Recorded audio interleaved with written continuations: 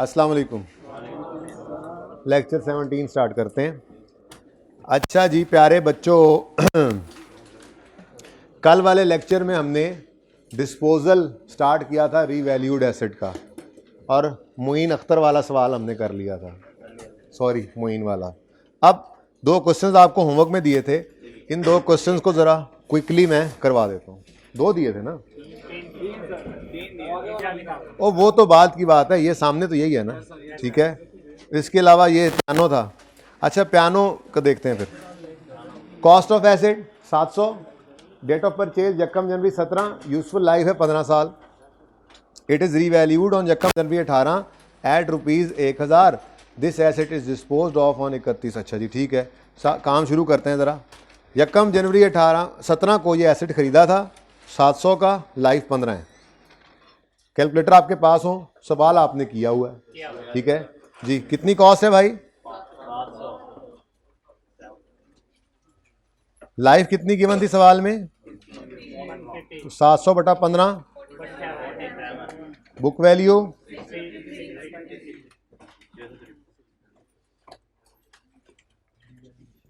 ठीक है।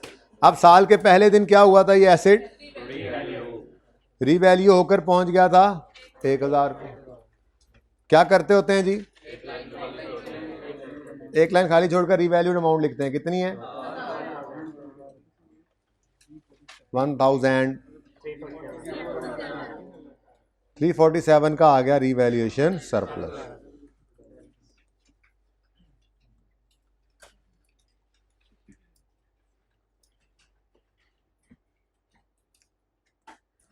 जी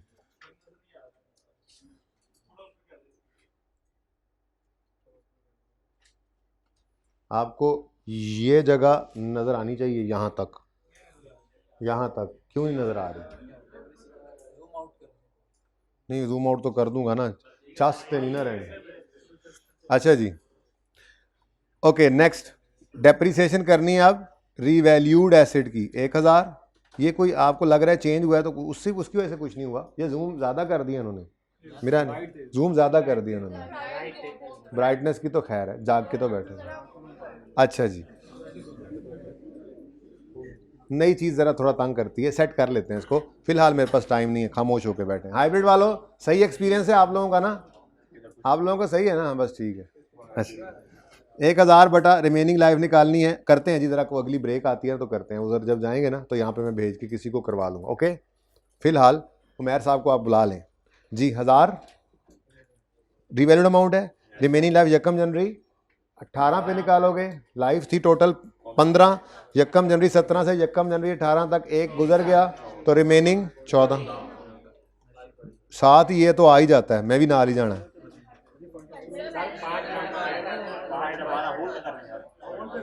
okay okay okay okay okay, मतलब ये एसेट पूरा साल डेप्रिसिएट नहीं कर सकते? क्यों? ठीक है, 5/12। लेकिन एक बात है, ये सिर्फ यहीं पर सोचा जाता है, एक बार यहीं पर सोचा जाता है, उसके बाद फिर सरप्लस के वक्त बस नकल करके लिख लिया जाता है। जी बोलें। 30 और 10, ठीक है जी, माइनस। अब ये एसेट इस दिन बिक रहा है, तो हमने कल क्या देखा था कि डिस्पोजल की बुक वैल्यू यहाँ से माइनस कर देंगे। ठीक है, और डिस्पोजल की बुक वैल्यू ये निकल भी आती थी यहाँ से, ऐसे ही है। तो चलो निकाल दो इसको। और यहाँ कुछ नहीं बचा, और यहाँ पर ये बुक वैल्यू कितनी बची पड़ी है? 337। इसको भी माइनस कर देते हैं। ठीक है, अच्छा, अब इन एंट्रीज को कर लेते हैं। अगेन एंट्रीज में ये सिर्फ 5वीं और 6ठी करूंगा, बाकी ज़बानी। ठीक है, 1 बाय 1 देखते हैं। सबसे पहले तो 17 की एंट्रीज छोड़ो, मैं सिर्फ 18 की बात कर रहा हूँ। 17 में क्या है? ठीक है, 18 के साल पहले दिन ट्रांसफ़र की एंट्री करनी है। ये यहाँ से यहाँ तक ये एसेट कभी भी रीवैल्यू नहीं हुआ, इसका मतलब सिर्फ 1 साल गुजरा है। तो 1 साल की डेप्रिसिएशन एक्यूमुलेट हो चुकी होगी, तो एंट्री बनी एक्यूमुलेटेड डेप्रिसिएशन। जी accumulated depreciation debit asset credit ये नज़र नहीं आती। दूसरी एंट्री ये पड़ी है asset debit revaluation surplus credit, तो एंट्री तो हो गई। तीसरी एंट्री ये है depreciation expense debit accumulated depreciation credit 30 से, और चौथी एंट्री हो गई revaluation surplus debit retained earnings credit 10 रुपये। ठीक है, अब पांचवी एंट्री आती है, ये एंट्री है डिस्पोजल की।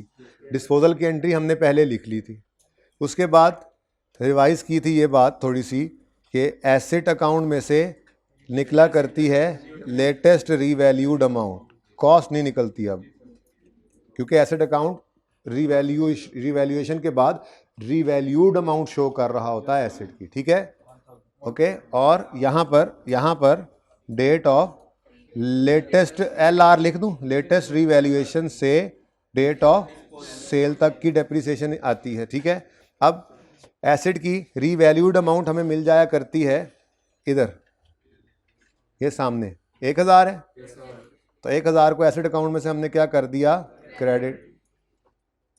ठीक है, फिर चूंकि एसेट यकम जनवरी 18 को रीवैल्यू हो गया था, तो वहां से डिस्पोजल तक तो सिर्फ 5 महीने ही बीच में पड़े हैं, तो ये 5 महीने की डेप्रिसिएशन 30, इसको हम यहाँ से निकाल देंगे, डेबिट अक्यूमुलेटेड डेप्रिसिएशन। कैश सवाल में गिवन था 1050 का ये एसेट बिका है, तो कैश आ गया 1050, और बैलेंसिंग फिगर गेन है। उमर साहब 1 मिनट रुकिएगा बस, प्रॉफिट एंड लॉस अकाउंट। ठीक हो गया जी।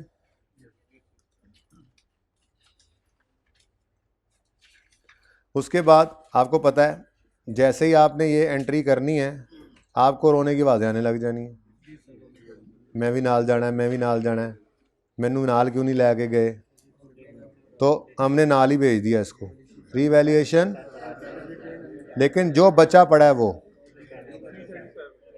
337, यही काम किया था। ये मत कहना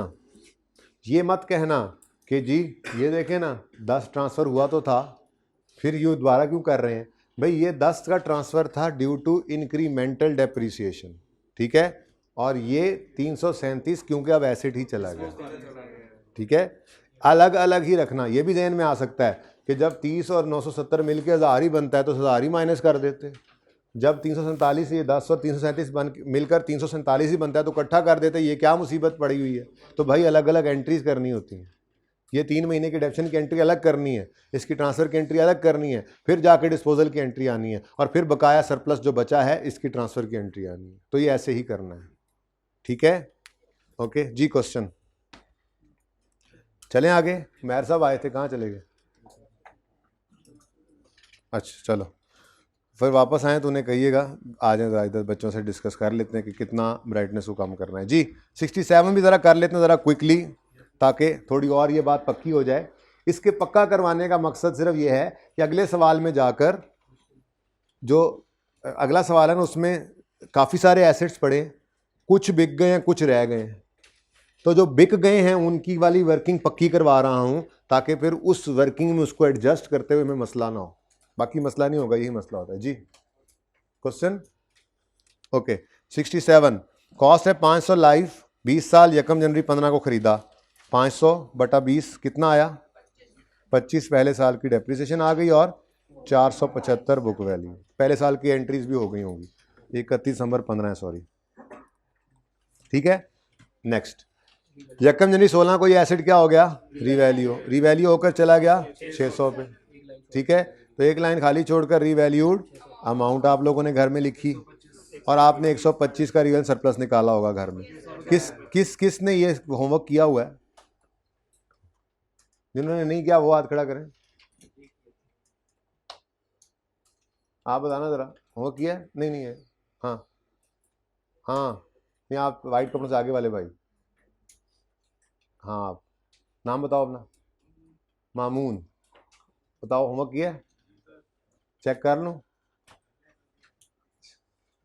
वैसे मुझे तुम्हारे पे एतबार बहुत, बेतबारी कोई नहीं है, तुम कह रहे हो तो ठीक है जी। 125 का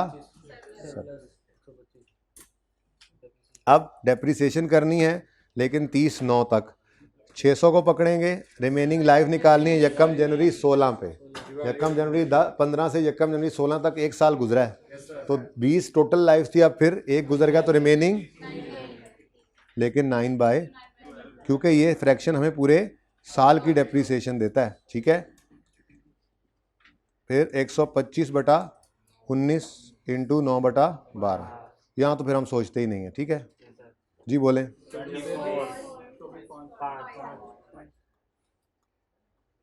ठीक है, उसके बाद अब ये एक ही एसेट है ना, इसलिए इसकी ये एक ही एसेट पड़ा होता है, इसकी बुक वैल्यू माइनस करते हैं, सिफर बच जाता है।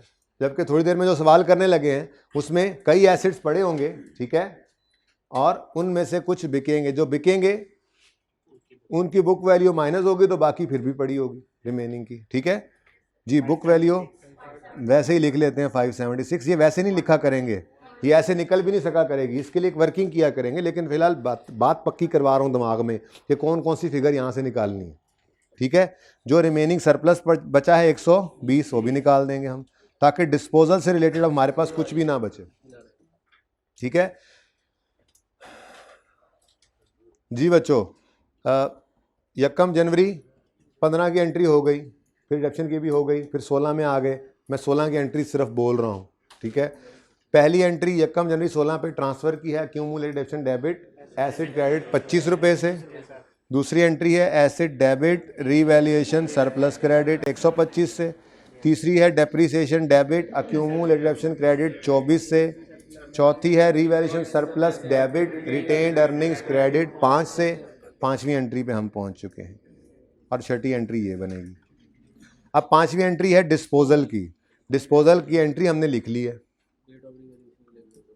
एसेट में से निकलेगी रीवैल्यूड अमाउंट लेटेस्ट वाली, और एक्यूमुलेटेड डेप्शन में से निकलेगी accumulated depreciation from date of latest revaluation till date of sale, ठीक है।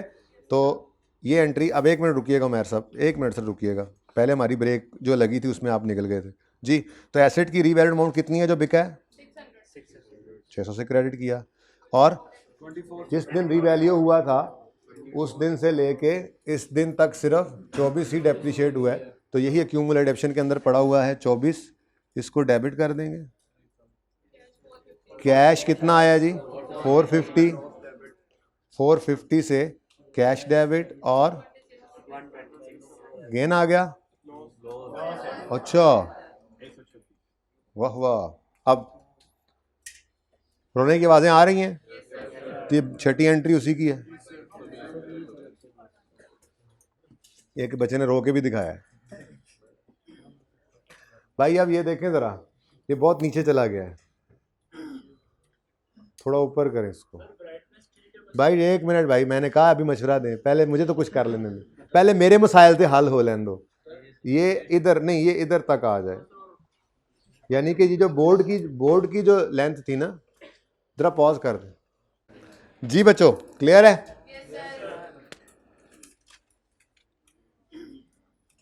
फिर तैयार हैं? आ जाए फिर।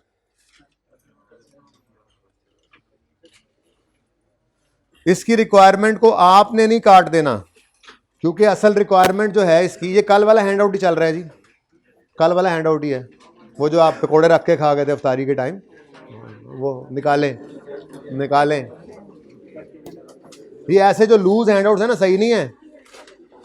ये हैंड आउट्स काम की चीज़ बहरहाल है किताब के आने के बाद भी, मैं ऐसे नहीं है वो वेबसाइट के ऊपर अपलोड करूंगा जब ये खत्म हो जाएंगे हैंडआउट्स जाना, क्योंकि जब आप रिवीजन करने बैठते हैं ना, तो ये क्विकली आपकी रिवीजन तरतीब से करवाते हैं, जिस तरतीब से आपने पढ़ा होता है ड्यूरिंग, और जिस तरतीब से पढ़ा होता है उससे रिवीजन करना जल्दी आपको चीज़ें समझाता है, अच्छा और पक्का रिवाइज करवाता है। तो इसलिए ये बहरहाल इंपॉर्टेंट चीज़ है ये, इसीलिए जब देना खत्म करूंगा तो वेबसाइट पर अवेलेबल करूंगा। ओके, अच्छा जी, जब अवेलेबल करूंगा तो पासवर्ड भी दे दूंगा यार जी। वैसे आपके पास जो है ना टैक्स वाला, उसी पर ही टैब मेरी बनी होगी, लेकिन अभी खाली होगी, वो खाली होगी। अच्छा यार, ये राइटिंग थोड़ी पतली भी लग रही है, इसका कोई हल हो सकता है? ठीक है, नजर आ रहा है सही? एंड तक, एंड तक। Hybrid okay, hybrid hybrid okay, hybrid okay. Girls hybrid सही नजर आ रहा है? ओके, पता नहीं एक दो हाथ खड़े हुए हैं, कुछ नहीं हुए।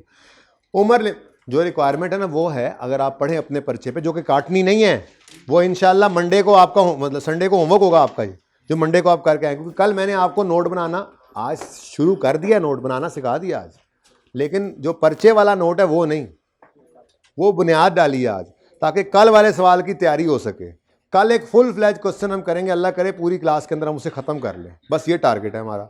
उसके बाद फिर आपको कुछ सवाल संडे है तो होमवर्क में दूंगा मैं, जिनमें ये दो भी होंगे, ये जो भी क्लास में करवा रहा हूं इसका नोट बनाना होगा। सर वो फुल फ्लैज में पिछले सारे कॉन्सेप्ट होंगे जी, देखते हैं।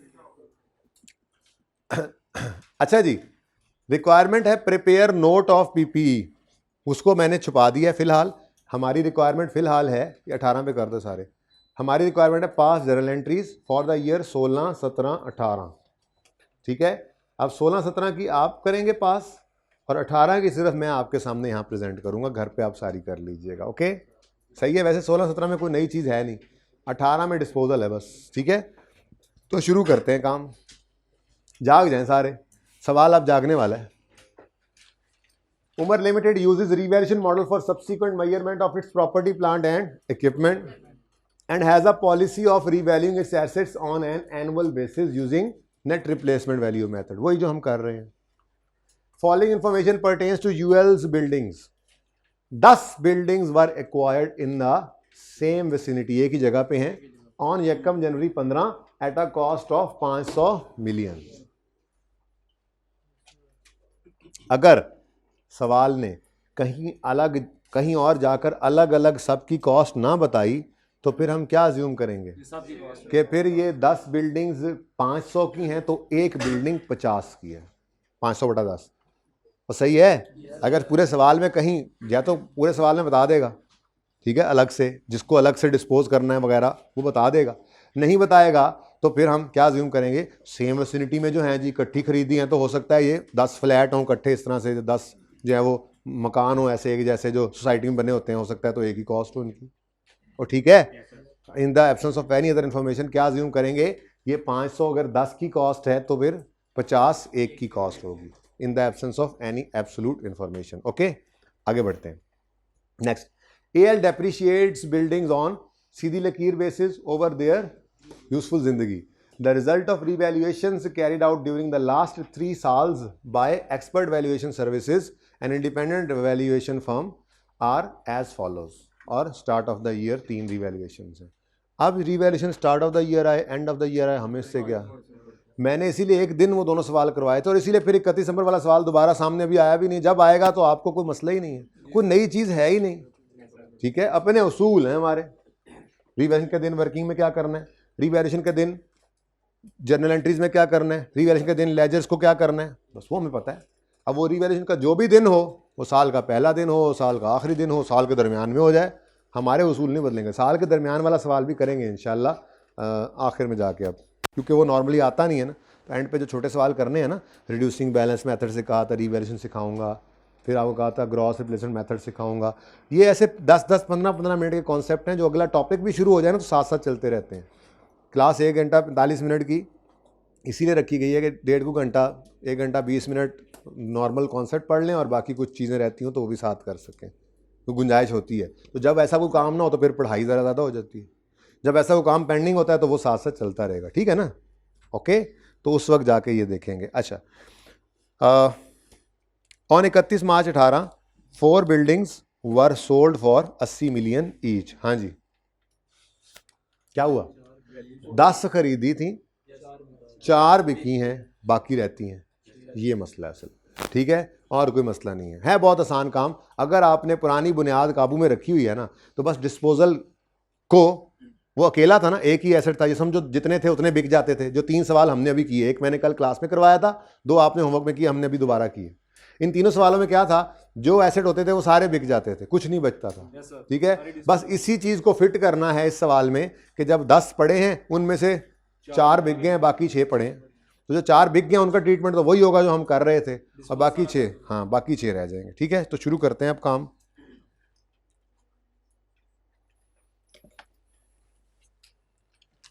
भाई मार्कर्स किसी ने ताज़ा दम नहीं किए होंगे, ज़रा मुझे एक दो अच्छे मार्कर्स करके ला दें।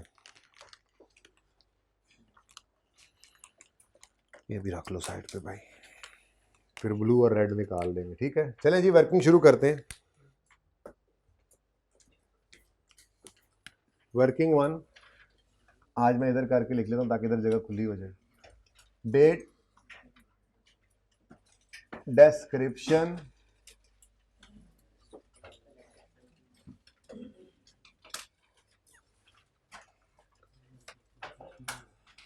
एसेट का नाम है आज बड़े हो चुके हैं हम, बिल्डिंग्स। अब एंट्रीज वगैरह में भी याद करवाना, मैं भूल भी जाऊं तो। किए थे ताज़ा दम साकिब? नहीं तो फिर ये कोई से 2 कर लाओ इनमें से मजीद। सही है, अभी तो ये सही चल रहा है। बिल्डिंग्स, फिर जी रीवैल्यूएशन, सरप्लस और प्रॉफिट एंड लॉस।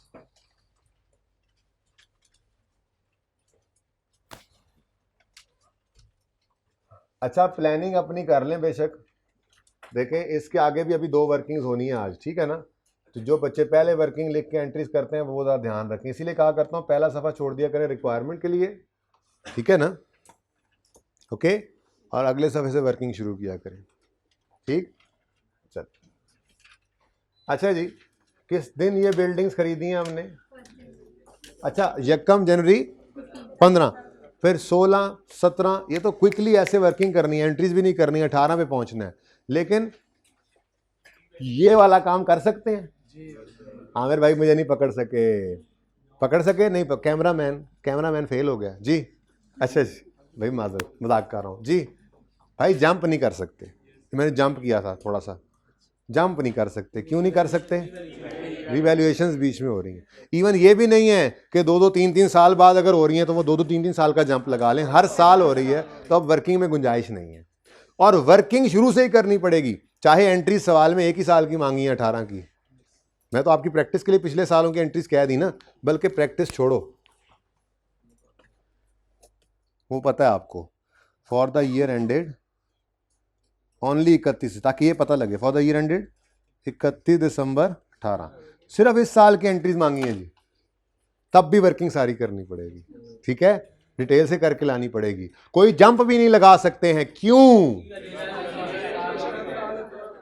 ओके, तो 1 जनवरी 15, कॉस्ट 500। भाई एंड वालों बताना जरा, नजर आ रहा है? क्लियर जी। 31 दिसंबर 15, पंजाबी वाले लोग क्लियर को ऐसे ही बोलते हैं ना, क्लियर जी। 500 डिवाइडेड बाय 10 जी, 50। ये 10 हो सकता है ना नजर आए, 10 अब नजर आ जाए शायद जी। 450।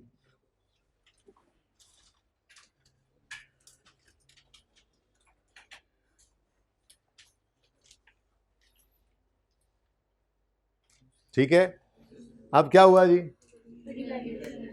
1 जनवरी 16 आया तो एसेट को रीवैल्यू करना पड़ रहा है, तो रीवैल्यूएशन एक लाइन खाली छोड़ देंगे 1 जनवरी 16 पर और लिख लेंगे रीवैल्यूड अमाउंट।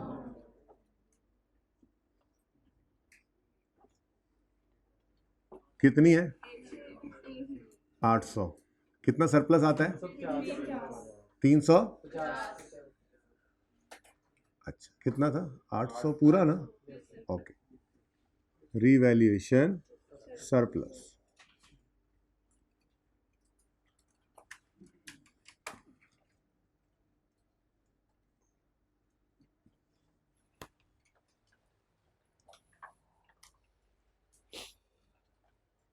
ठीक है जी, अब क्या करेंगे भी? डेप्रिसिएशन आएगी 31 दिसंबर 16 पर, डेप्रिसिएशन 800 की करनी है अब, और रिमेनिंग लाइफ निकालनी है 1 जनवरी 16 पे खड़े होकर। ठीक है ना, तो 1 जनवरी 15 से 1 जनवरी 16 तक कितने साल गुजर गए? 1। रिमेनिंग टोटल 10 थे ना, तो रिमेनिंग कितने रह गए? नाउन। अच्छा, नो पंजाबी वाली बस उधर ही देना। तुम तो पठान हो ना, तो फिर तुम लोग क्या कहते हो नो को? वाहे। यानी तुम्हारे अब्बा जी तुम्हारी घरवाली कहेंगे वाहे, तो वो अपनी वाहे नु समझा, ये कहेंगे हैं जी। 350 डिवाइडेड बाय 9, 89 और 39। साकिब की घरवाली मेरी वाहे होगी।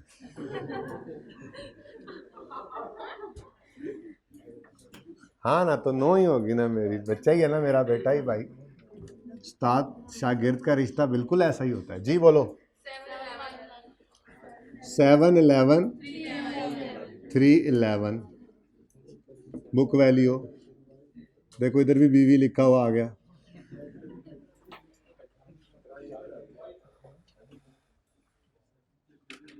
बस बस, फिर कुछ हो रहा है? ओ 17 में सर हमें तो बहुत कुछ हो रहा है आज। नहीं नहीं, काबू में रहा करें जी। 31 यकम जनवरी 17 पर एक लाइन खाली छोड़ दें और रीवैल्यूड अमाउंट लिख लें।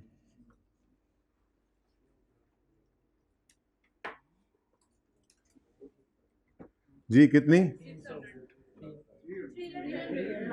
सुभान अल्लाह, 300।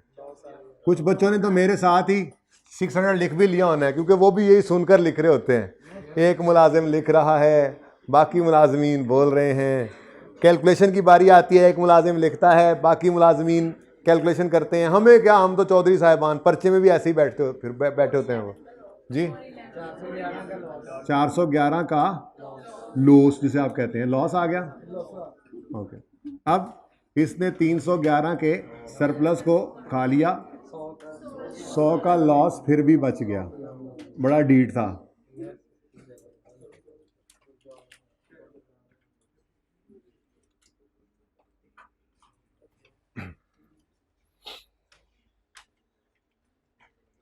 जी अब क्या करें?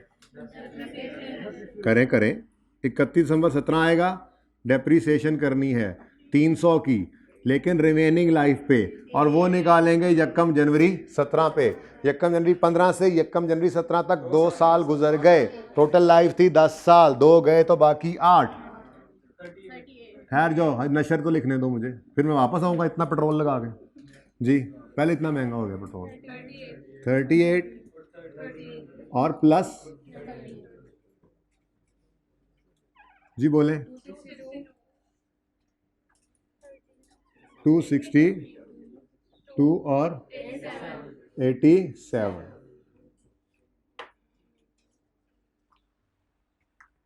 बुक वैल्यू 31 दिसंबर 17।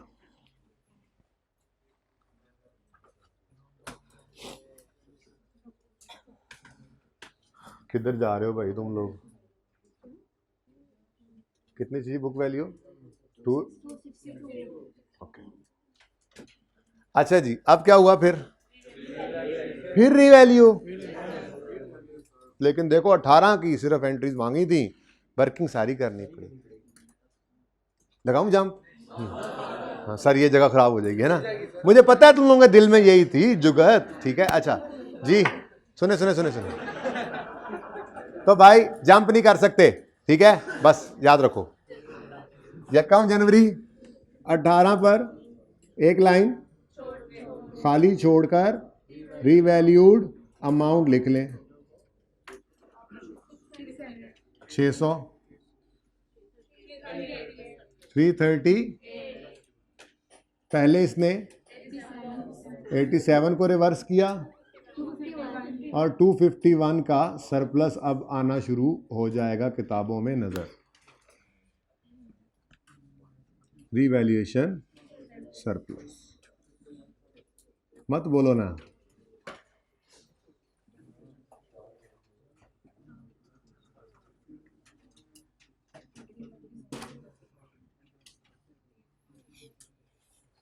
अच्छा बच्चों, अब यहां से गेम ऑन होनी है। अभी तक तो बस सादा सादा बातें थी, वही जो आज तक पड़ी हुई हैं।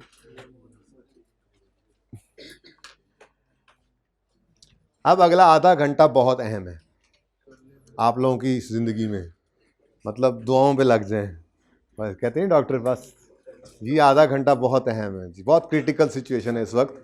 आज के लेक्चर का ये आधा घंटा बहुत अहम है, ठीक है। बल्कि यूँ समझ लें, जो कल से बात शुरू की है डिस्पोजल की, वो वाली बात अब जाके पूरी तोड़ चढ़नी है, ठीक है ना, पर्चे में आने की काबिल होनी है। तो इसलिए बहुत क्रिटिकल टाइम है ये, ठीक है। तो हेलमेट भी सेट कर लिया है, चले। अच्छा जी, अब यकम जनवरी 18 को ये एसेट सारे क्या हो गए, रीवैल्यू। अब वो कह रहा है इस साल 18 में 31 मार्च को 10 में से 4 बिल्डिंग्स बिक गए। अब मसला क्या है? मसला ये है कि मेरे पास ब्लू और रेड मार्कर ही नहीं है। अच्छा, मसला ये है कि पहले तो सुकून था। पहले क्या करते थे, ये सारे के सारे एसेट पड़े होते थे हमारे सवालों में। मुइन एंड को 3 सवाल किए हैं ना, उनमें क्या था, उन तीनों सवालों में ये सब एसेट्स हैं। ये सारे के सारे डेप्थ हुए पहले, फिर ये सारे के सारे ही बिक गए और सिफर हो गए। लेकिन आज कहानी डिफरेंट है। आज यहाँ पर 10 एसेट्स पड़े हैं, इनमें से 4 ने 3 महीने डेप्रिशिएट होना है 31 मार्च तक, और फिर बिक जाना है, और बाकी 6 ने पूरा साल डेप्रिशिएट होना है। मसला है कि नहीं है? ये रेड चेंज करो, अच्छा नहीं है, समझ आई? ठीक है। अब सबसे पहला कंसर्न हमारा क्या होगा कि हम 31 मार्च 18 पर डेप्रीसिएशन ऑफ डिस्पोज होने वाला एसेट निकालें, 4 की, बिल्कुल। और वो कितने महीनों की होगी? 3। लेकिन जहां जगह नहीं है, इसको हम वर्किंग में, जगह होती भी तो ये काम वर्किंग में किया करना है हमने जी। वर्किंग 2 1 तो पहले से है। अच्छा, यहां पे जब डेप्रीसिएशन आ जाती थी डिस्पोजल की, उसके बाद क्या करते थे? Let me run. ये देखो, रोजा लग जाएगा तो अफ्तारी के बाद पानी पी लेंगे जी। सुनो, इधर सुनो, ये एक ही था, मतलब जितने थे वो सारे बिक रहे हैं। तो डेप्रिशिएट हुए 4 5 6 महीने जो इस्तेमाल हुए थे, ठीक है।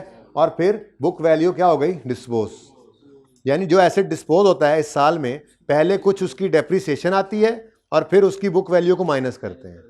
ऐसे ही है यहां पर भी, पहले इसकी डेप्रिसिएशन आएगी और फिर इनकी 4 बिल्डिंग्स की, और फिर इन 4 बिल्डिंग्स को डिस्पोज करना है। तो डिस्पोज करने के लिए उनकी बुक वैल्यू को माइनस करना पड़ेगा। वो भी इंशाल्लाह इसी वर्किंग से निकल आएगी जो एक वर्किंग हमने करनी, ठीक है। फिर क्या बच जाएगा? फिर क्या रह जाएगा? हाँ, फिर जो रिमेनिंग 6 बिल्डिंग्स है ना, वो जो बची पड़ी हैं, फिर उनकी डेप्रीसिएशन आनी है, डेप्रीसिएशन ऑफ रिमेनिंग बिल्डिंग्स।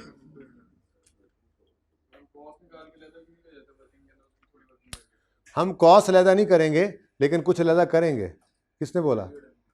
थोड़ा सब्र कर जाओ अभी, ठीक है। हाँ, कॉस्ट नहीं लेके जा सकते। कॉस्ट लेके जाएंगे तो उसका मतलब हम पागल हैं जो यहाँ से शुरू कर रहे हैं। हम करेंगे वही काम जो आप कह रहे हो, लेकिन यहाँ से शुरू करेंगे अभी, ठीक है। क्या दोबारा बताऊं? किधर से सवाल आ रहा है? हाँ, डेप्रीसिएशन जो बिल्डिंग्स बच गई हैं उनकी चार्ज करनी है या नहीं करनी है? जो बच गई हैं वो तो पहले से पड़ी थी और साल के आखिर तक पड़ी हैं, तो 12 महीने की डिडक्शन होगी इनकी, वो यहाँ निकालेंगे। जाहिर सी बात है, यहाँ जगह कोई नहीं है, तंग जगह है, तो इसको भी मैं वर्किंग में ले जाऊंगा, ये वर्किंग 3 कर लेंगे, ठीक है।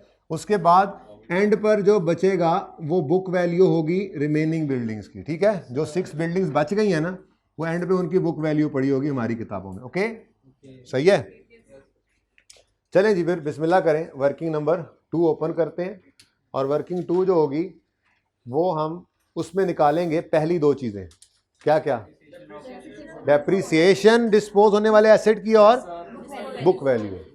तो वर्किंग नंबर 2, डेप्रीसिएशन एंड बीवी ऑफ डिस्पोजल।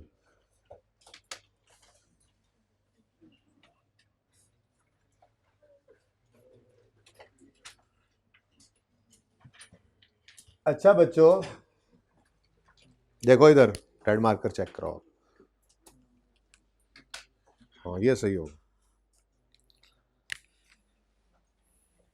आपने याद रखना है, अभी लिख भी ले, कि हमेशा इस वर्किंग को स्टार्ट करना है from latest revaluation date, from latest revaluation date. उसकी वजह भी सुन लो भाई। देखो एसेट जब बिकता है, रीवैल्यूड एसेट जब बिकता है तो उसकी रीवैल्यूड अमाउंट लेटेस्ट वाली को एसेट अकाउंट में से निकालते हैं। क्यों? क्योंकि पड़ी ही वही होती है। इसका मतलब ये एसेट अगर यकम जनवरी 18 पर रीवैल्यू हुआ है तो इस एसेट के अकाउंट में इसी दिन की रीवैल्यूड अमाउंट होगी, इससे पहले वाली का तो कोई जिक्र नहीं होगा। ठीक हो गया। और दूसरी बात, इस दिन तक की डेप्रिसिएशन तो वैसे ही ट्रांसफर होके निल हो चुकी है, तो फिर डेप्रिसिएशन भी इस दिन के बाद वाली ही टोटल होगी जो अक्यूमुलेटेड डेप्रिसिएशन में पड़ी होगी, फेंकने वाली बाहर। तो फिर हमें क्या जरूरत पड़ी है कि हम यहां से वर्किंग को शुरू कर दें? पागल थोड़ी। तो हम पागल नहीं है, हर पागल यही कहता है। ओके जी, तो चलें फिलहाल तो ये देखें। लेकिन ये टोटल 10 बिल्डिंग्स की वर्किंग चली आ रही थी, ये हमने 4 को अलग किया। अब हम 4 की बात करने लगे, ठीक है। तो दोबारा से वर्किंग का वही फॉर्मेट बनाएंगे हम। डेट, भाई जैसे मशवरा दे रहे थे बिल्कुल वैसे ही करने लगे। डिस्क्रिप्शन,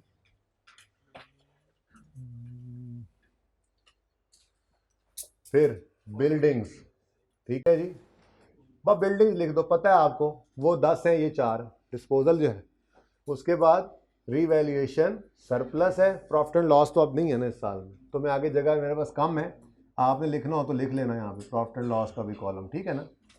ओके, लेकिन खाली रहना है वो। ये जरा इस तरफ, फिर मैं एंट्रीज की थोड़ी सी जबरदस्ती कोई जगह बना ही लिया, फिर जरूरत पड़ी तो पीएनएल को मैं हटा भी दूंगा। अच्छा, अब यकम जनवरी 18 है लेटेस्ट, यूं छोड़ के जाओगे आधे रास्ते में तो हम क्या करेंगे पीछे से? हैं, फोन यहीं बैठ के सुन लेना था जी। यकम जनवरी, अब इधर हो जाओ, इसको यार जगह दे दो यार, मेहरबानी तुम लोगों की। यकम जनवरी 18 है लेटेस्ट रीवैल्यूएशन डेट, तो उस दिन से इस वर्किंग को स्टार्ट कर लेते हैं, यकम जनवरी 18। और इस दिन एसेट की कॉस्ट नहीं बल्कि रीवैल्यूड अमाउंट आनी है।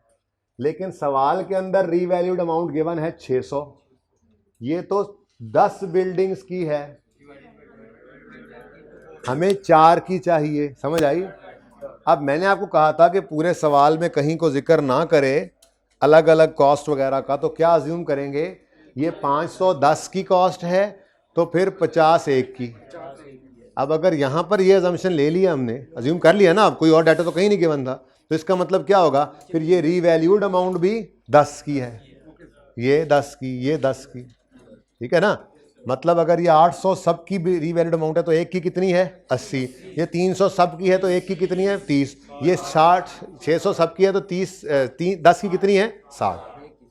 ठीक हो गया, सॉरी एक की 60।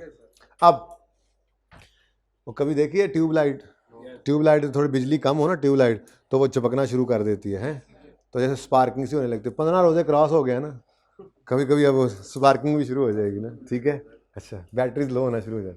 ओके, सुने, अब हम खड़े हैं यकम जनवरी 18 पे, तो ये 600 रीवैल्यूड अमाउंट है 10 बिल्डिंग्स की, तो फिर एक की कितनी होगी? क्योंकि उसने अलग अलग बताया नहीं, तो यही अज्यूम किया हुआ है, ठीक है।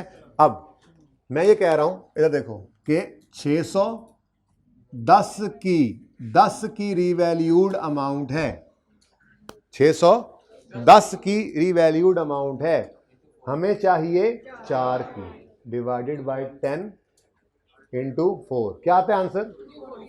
240, ठीक है। लेकिन अगली बात का आपको पता है, एसिड को कुछ किया नहीं, वो मुसीबत मारा साथ ही। क्या मतलब? भाई साहब एसेट अगर ये अलग किए हैं तो इनका रिलेटेड सरप्लस भी अलग करो, क्योंकि इस सरप्लस ने 3 महीने सिर्फ ट्रांसफर होना है और फिर डिस्पोजल पे सारा गायब भी करना है। तो हशर के साथ नशर, वो बस एक बार सोचा करते हैं, दोबारा कभी नहीं सोचा हमने, दोबारा तो बस यहां पर लिखेंगे टोटल सरप्लस कितना है 251। ये अगर 10 बिल्डिंग्स का सरप्लस है तो फिर डिवाइडेड बाय 10 कर दो, एक बिल्डिंग का सरप्लस आ जाएगा, इंटू 4 करोगे तो 4 का, बोलो कितना है 100 पूरा। सुभान अल्लाह, बस वो 100 ही होता है।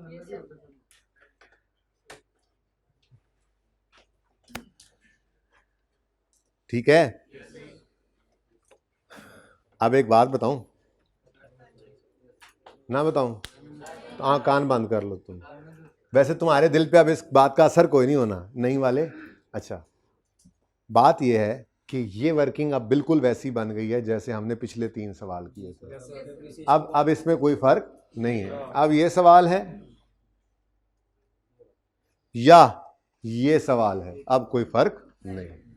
ठीक है, अच्छा, अब हमने क्या करना है, इसको डेप्रीशिएट, लेकिन कितने मंथ्स, 3 मंथ्स। ठीक है, तो 31 मार्च 2018 पर हम डेप्रीसिएशन एक्सपेंस निकालने लगेंगे। तो क्या चीज डेप्रीशिएट करनी है अब, रीवैल्यूड अमाउंट, डिवाइड करना है रिमेनिंग लाइफ। रिमेनिंग लाइफ किस दिन निकाला करते हैं, वो 1 जनवरी 18 है। ठीक है, यहां खड़े होकर 1 जनवरी 18 पे निकाल लो, यहां खड़े होकर, बात तो एक ही है। हम डेप्रीसिएशंस को जो अलग अलग कर रहे हैं, यानी कि 6 बिल्डिंग्स की डेप्शन अलग कर रहे हैं, 4 के अलग कर रहे हैं, तो 6 पे भी वही रिमेनिंग लाइफ लगेगी, जिन्होंने 12 महीने रहना है 4 पे भी वही लगेगी। अब रिमेनिंग लाइफ किस दिन निकाली, रिवैल्यूएशन, लेटेस्ट रिवैल्यूएशन के दिन, वो दिन कौन सा है, 1 जनवरी 18। 1 जनवरी 15 से 1 जनवरी 18 तक एसेट कितने साल चल गया, 3, 10 टोटल लाइफ थी, 3 गए तो रिमेनिंग 7। ये 7 साल की किसको समझ नहीं आ रही, पूछ लें अभी भाई साहब। रिमेनिंग लाइफ इधर छोड़ो, ये सवाल करते आए, यहां रिवैल्यूएशन हुई, इस रिवैल्यूएशन के बाद जब डेप्शन करते थे तो ये वाली रिवैल्यूड अमाउंट को रिमेनिंग लाइफ पे डेप्शिएट करते हैं, बोलो, और रिमेनिंग लाइफ निकालते हैं इस लास्ट रिवैल्यूएशन के दिन खड़े होकर। तो लास्ट रिवैल्यूएशन का दिन कौन सा है जी, 1 जनवरी 18। इस दिन खड़े होकर रिमेनिंग लाइफ निकालते हैं तो 1 जनवरी 15 से 1 जनवरी 18 तक 3 साल गुजर गए। ओरिजिनल लाइफ 10 थी, 3 गए तो बाकी कितने हैं, 7। अब आगे डेप्शिएट किया करते थे 7 पे रिवैल्यूड अमाउंट को, लेकिन जहां पे वर्किंग यहां कंटिन्यू करने की बजाय अलग क्यों ले गए हैं, क्योंकि इस 600 के अंदर 10 बिल्डिंग्स पड़ी हैं, जिनमें से 4 ने भी 7 साल पे ही डेप्रीशिएट होना है और 6 ने भी 7 साल पे ही होना है, लेकिन 4 को सिर्फ 3 महीने डेप्रीशिएट करके निकाल देना है और बाकी 6 जो है वो सारा साल डेप्रीशिएट होंगे। तो रिमेनिंग लाइफ वही 7 साल है जो यहां खड़े होकर निकलती है। ओके, किसी को 7 साल की समझ नहीं आई तो अभी फिर पूछ ले, अब क्लास के बाद जी। रिमेनिंग लाइफ 7 साल नहीं पता कैसे निकलती है रिवैल्यूएशन के बाद,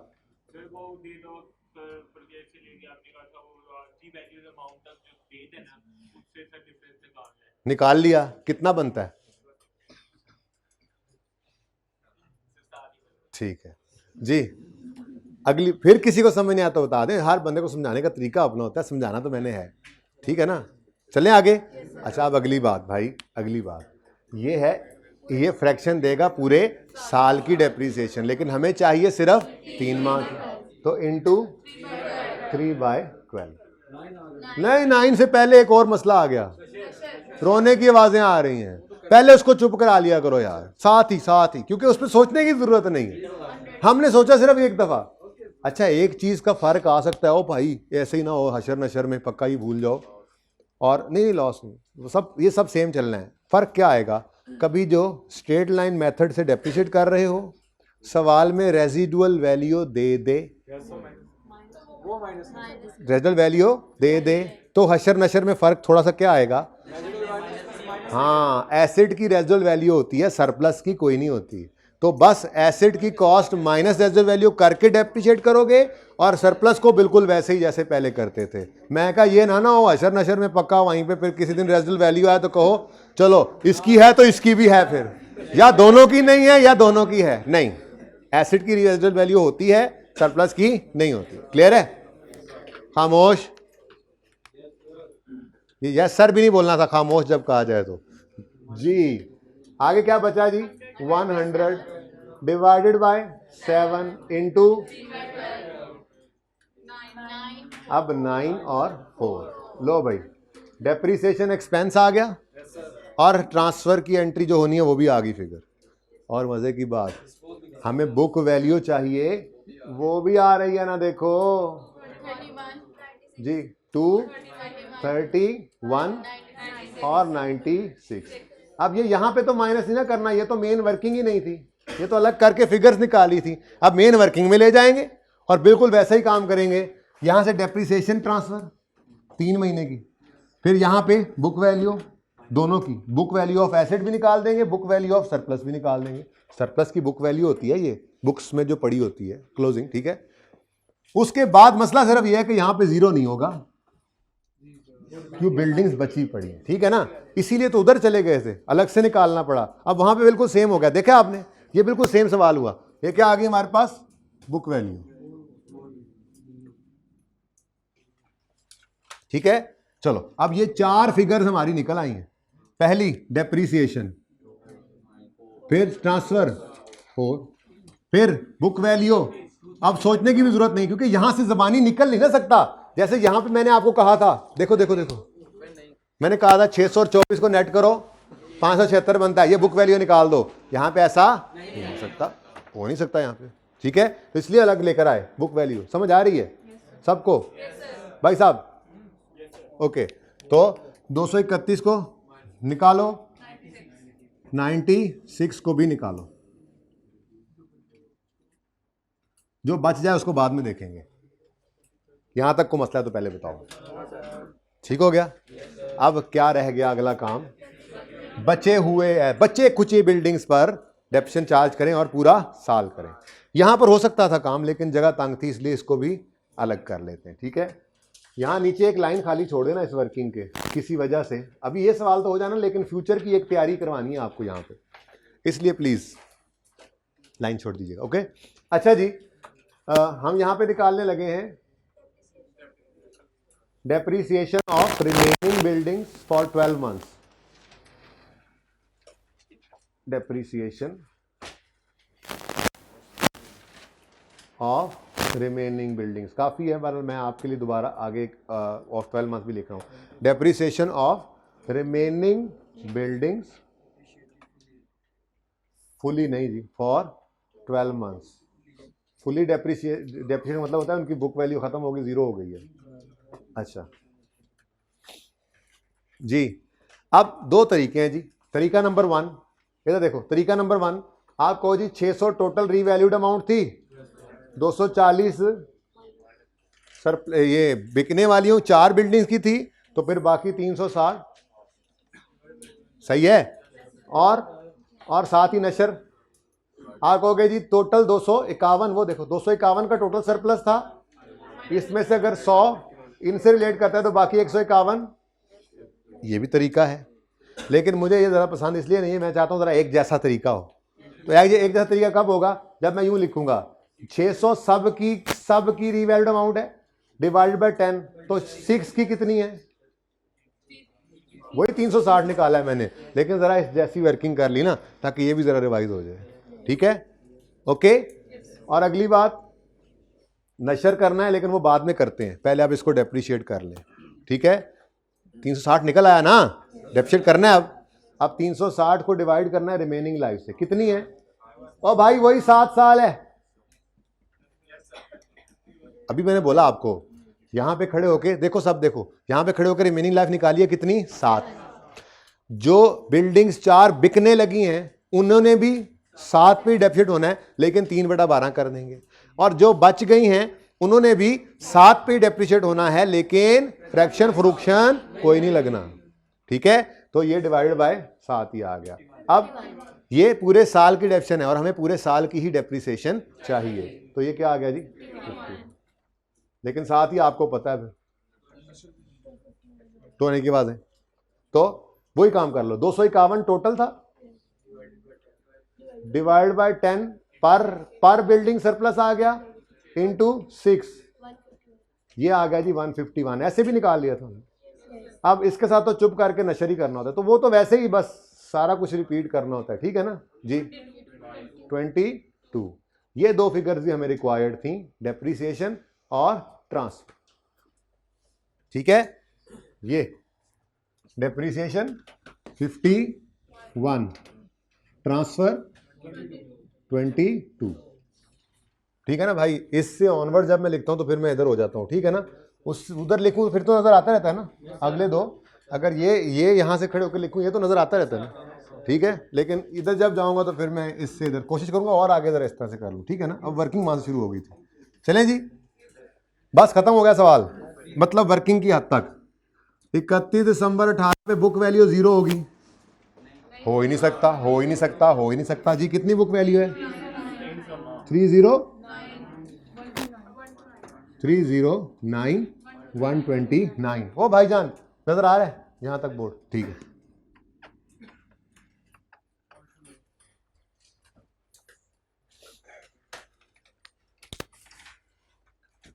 आसान है मुश्किल है? आसान इस वर्किंग ने कर दिया है, वरना परेशान हो जाते हो, ठीक है।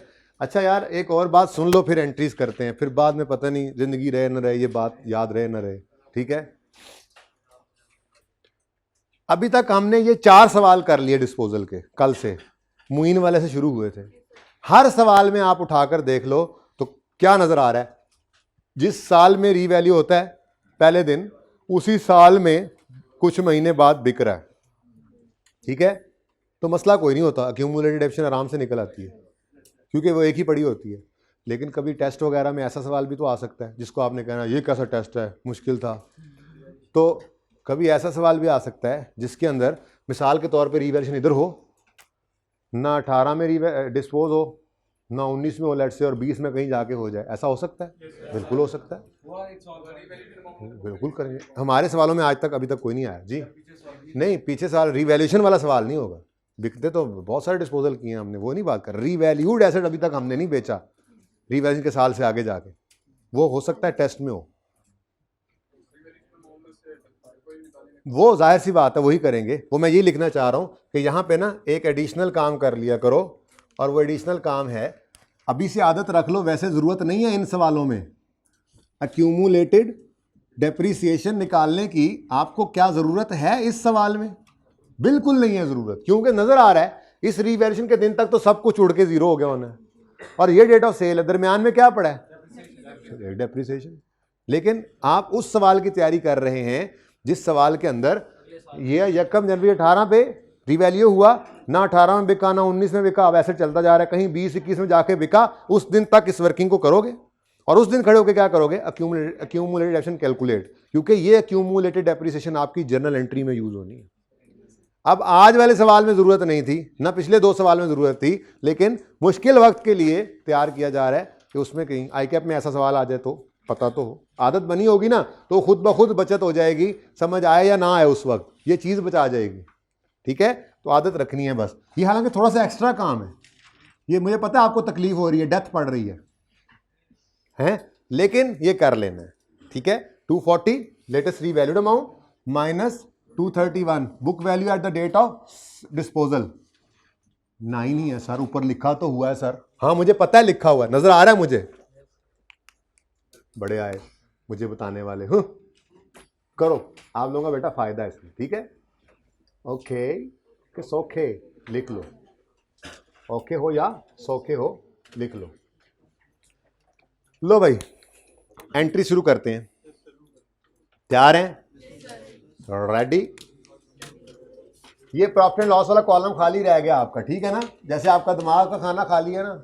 अब मैं इसकी जगह बचाने के लिए इसको मैंने गायब ही कर दिया, पर्चे में भी लिखने की जरूरत नहीं है अगर ना हो तो। ओके शुरू करें जी। Journal entries for the year ended, मत बोलो ना यार, पहली रो में ही बैठ के बोले जा रहे थे। 31 दिसंबर 18। अब पीछे वाले ने कहा मैं बोल लेता हूं, पहली वाले नहीं बोल सकते, तो हम बोल सकते हैं, इसका मतलब ये नहीं लाया था साकिब।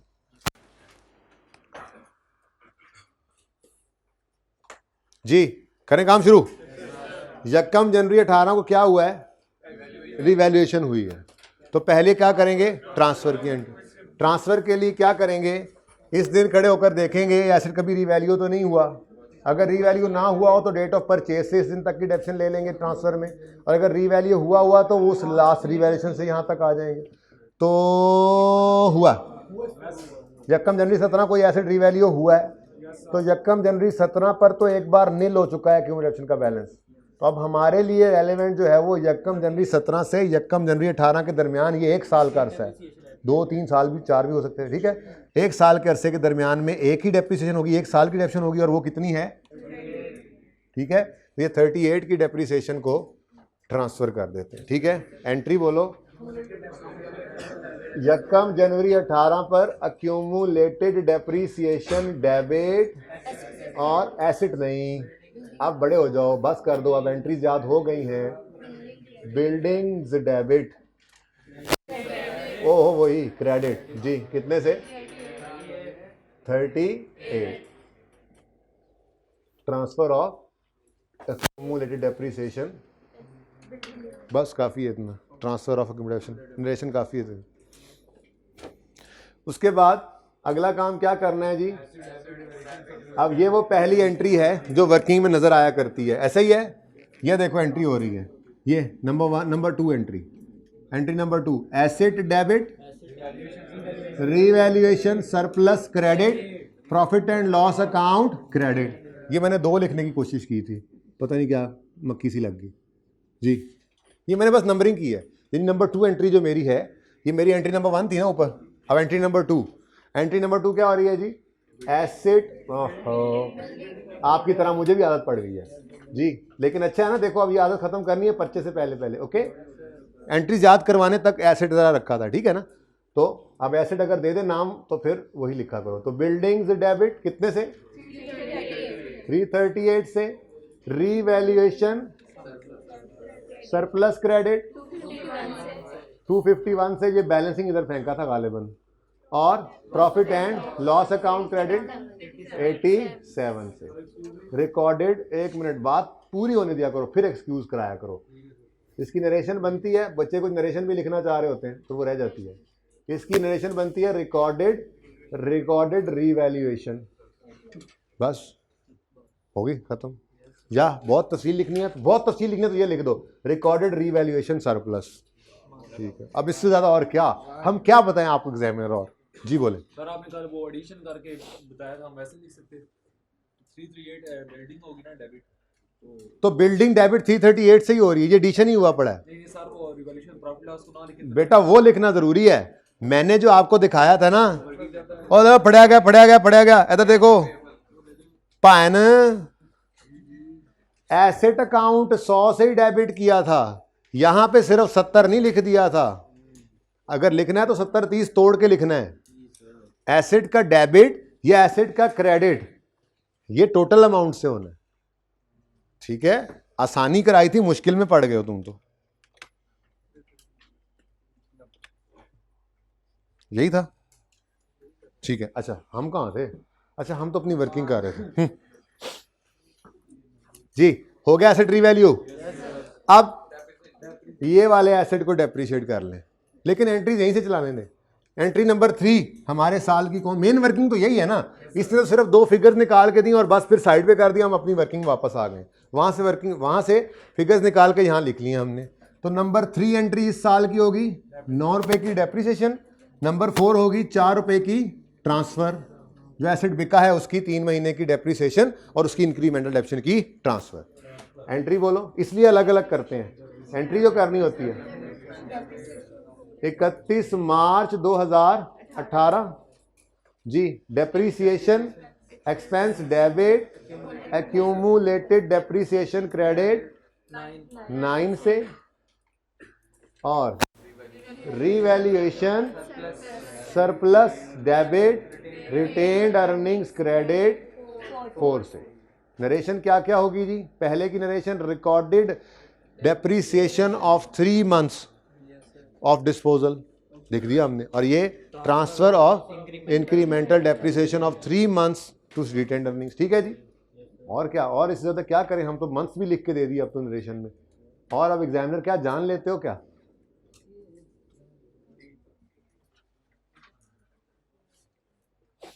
ठीक है, मसला हल हुआ नहीं हुआ? हो गया, चलो शुक्र शुक्र है शुक्र। अगला काम क्या है जी? एसेट बिक रहा है, तो नंबर 5 एंट्री करेंगे एसेट के डिस्पोजल की, और साथ ही इस रोने वाले को भी निकाल के बाहर फेंक देंगे रिटेन्ड अर्निंग्स में, ठीक है, सरप्लस से। चले, अब वही तरतीब, डेप्रिसिएशन ये डिस्पोजल की एंट्री लिख लेंगे पहले। डिस्पोजल की एंट्री हमने सीख ली है, एक्यूमुलेटेड डेप्रिसिएशन डेबिट। ये एंट्रीज छोटी तो नहीं लिखी गई भाई? एंड वालों अभी वाली तो फिर बड़ी लिखने का मसला, ये इंपॉर्टेंट एंट्री आ, खैर है फिर भी यार, चलो मेरी तसल्ली हो जाएगी। Accumulated depreciation debit, cash debit और बिल्डिंग्स क्रेडिट, ठीक है। अच्छा, अब उसूल तो याद हो ही चुके हैं कि हमने बिल्डिंग को क्रेडिट करना है रीवैल्यूड अमाउंट से, और एक्यूमुलेटेड डेप्रिसिएशन में डेट ऑफ परचेज से, बस पी के ऊपर एक लाइन ही लगानी है, डेट ऑफ परचेज से नहीं, डेट ऑफ लेटेस्ट रीवैल्यूएशन से, ये देखो ऐसे डेट ऑफ सेल तक। याद रहेगा? अब मुझे भी रहेगा जी, लेकिन ये फिगर्स ना उठा लिया करेंगे जाके वर्किंग 2 में से, जगह ज़रा तंग थी, मैंने ऐसे लिख दिया रेफरेंस जी, और इसलिए मैंने आपको कहा था ये 9 भी निकाल लिया करो। अब ये 2 फिगर्स हमें वर्किंग 2 से जर्नल एंट्री करनी होती है, इवन नोट में भी यही 2 फिगर्स ने जाया करना है, क्योंकि नोट अभी मैं बनवाऊंगा ना, एसेट और एक्यूमुलेटेड ऑप्शन 2 अकाउंट बस यूज होते हैं, तो नोट में भी यही 2 फिगर्स इंपॉर्टेंट है सबसे ज़्यादा, तो इनकी गलती के चांस ही नहीं रहे, ठीक है, क्योंकि हमने तो यही 2 फिगर्स ही निकाली हैं। यहाँ से ये फिगर भी हमें मिले करेगी और ये भी मिल जाएगा। ये दोनों फिगर कौन कौन सी हैं? जाने वाले एसेट की revalued amount, latest revalued amount कितनी? 240, और इसकी एक्यूमुलेटेड ऑप्शन कितनी जी? 9। अब कैश की तरफ चलते हैं, उसके लिए सवाल में जाना पड़ेगा। 80 ईच है, होश के नाखून लेकर बोला करो, ईच पे गौर किया करो। बच्चा पर्चा करके घर आ जाता है, ये ईच अक्सर तब आके देखता है, मेरा तजर्बा है, अक्सर बच्चे बाद में आके बताते हैं ना पर्चा जब, तो ये ईच बच्चे घर आके देखते हैं, बहुत खतरनाक चीज़ है। सवाल को ध्यान से पढ़ा करो, ठीक है।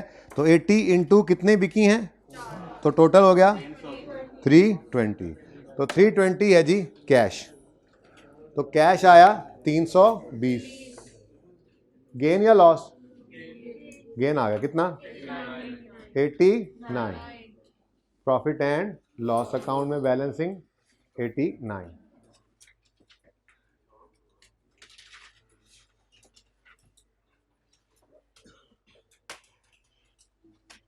ठीक है जी। अब अगला मसला आपको पता है,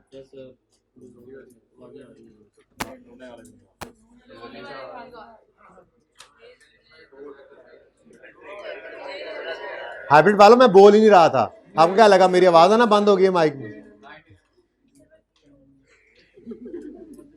अच्छा जी 96 की एंट्री करवा दो।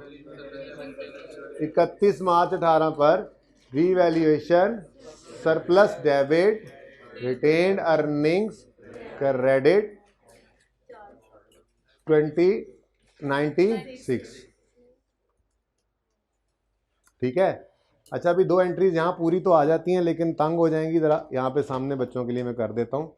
ये नंबर 6 देखो जी, नंबर वार एंट्रीज देख लो, नंबर वार। पहली एंट्री वर्किंग में नज़र नहीं आ रही, दूसरी एंट्री, नंबर 3 एंट्री डेप्रिसिएशन की है, ये 9 रुपये। नंबर 4 एंट्री रीवैल्यूएशन, सरप्लस की ट्रांसफर की है, ये आ गई। नंबर 5th एंट्री डिस्पोजल की है, ये आ गई, ये 96। ये नंबर 6 एंट्री है 96 की ट्रांसफर की, ये नजर आ गई, ठीक है। अब 2 फिगर्स रह गए जिनकी एंट्री होना बाकी है, एक 51 जो कि डेप्रिसिएशन है ऑफ रिमेनिंग बिल्डिंग्स, और नंबर 8 22 जो कि सरप्लस की ट्रांसफर है इंक्रीमेंटल डेप्शन वाली रिमेनिंग बिल्डिंग्स की, ठीक है। तो ये 2 एंट्रीज मैं यहाँ पे कर रहा हूँ, अगर आप लोगों की इजाज़त हो ना भी हो तो मैं यहीं पे कर रहा हूँ, ठीक है जी। तो 31 दिसंबर 18 पे ये एंट्री होगी, ठीक है। 31 दिसंबर 18 पे entry, depreciation expense debit, accumulated depreciation credit 51 से, ये एंट्री नंबर 7 आ गई। और उसके बाद 31 दिसंबर 18 पर revaluation surplus debit, retained earnings credit 22 से, और एंट्रीज खत्म हो गई।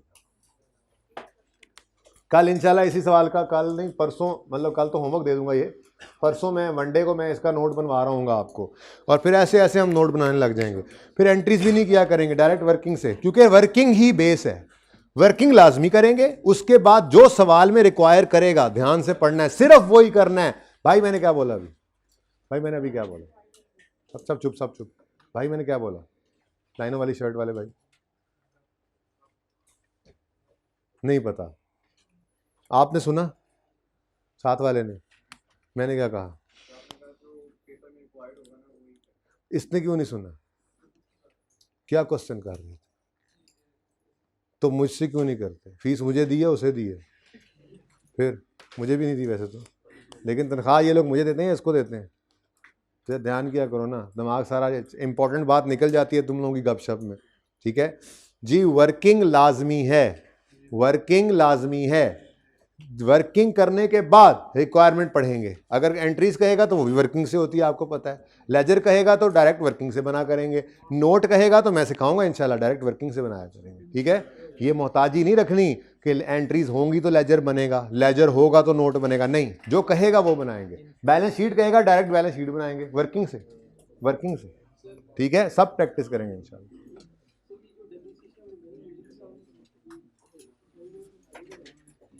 ये वाली, ये 360 की समझ आती है, नहीं आती। टोटल रीवैल्यूड अमाउंट कितनी थी 10 बिल्डिंग्स की, 600 थी, इनमें से 240 किन की रीवैल्यूड अमाउंट थी, जो बिक गई माइनस 240, बाकी 360 ये किसकी रीवैल्यूड अमाउंट है, जो बच गई है। इन्होंने सारा साल डेप्सिट होना है, तो ये 360 ऐसे निकाल लिया था, ऐसे नहीं निकाला था, ठीक है। आप ऐसे निकालेगा 360 में, ऐसे कंफर्टेबल है। ये क्या है, ये 10 बिल्डिंग्स की रीवैल्यूड अमाउंट है, ये क्या है 4 की, तो ये किसकी बच गई 6 की, आप ऐसे निकाल जी। नोट बनाने लगे आप, छोटे वाला बेसिक वाला। मैंने पियानो वाला सवाल डिस्कस नहीं किया, मैंने नोट बनाना ज़्यादा मुनासिब समझा, क्योंकि कल एक फुल फ्लैज सवाल नोट का मैंने करवाना है क्लास में, उसके लिए ज़रूरी था कि पहले बुनियादी सवाल हो जाता, वरना कल ऐसे ही 15-20 मिनट इस पर लग जाते हैं। तो पियानो तो कल नहीं होगा, तो मंडे को हो जाएगा डिस्कस। होमवर्क में चला गया तो अब माफ़ी तो मिल नहीं सकती, फिर भी डिस्कस तो करना है। पियानो को एंड पे देख लेते हैं, कोई बात करनी हुई तो कर लेंगे इसकी।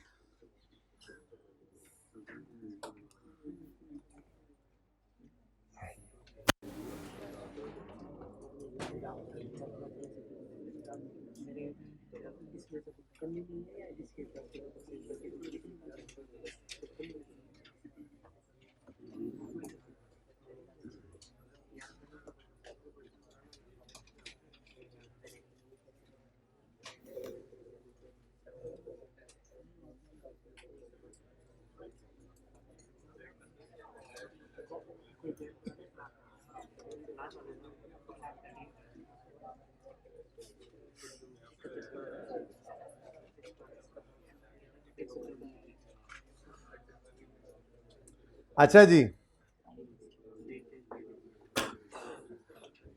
कोई देखी देखी चीज लग रही होगी। लेजर से स्टेटमेंट फॉर्म में जाना बहुत मुश्किल काम है। मैंने कहा था स्टेटमेंट से लेजर में जाना फिर मुश्किल है, कि उसमें कम से कम ये सोचना पड़ता है कि ये डेबिट नेचर की चीज़ है या क्रेडिट। लेकिन अगर लेजर से स्टेटमेंट फॉर्म में आना है, कोई टेक्निकलिटी नहीं है।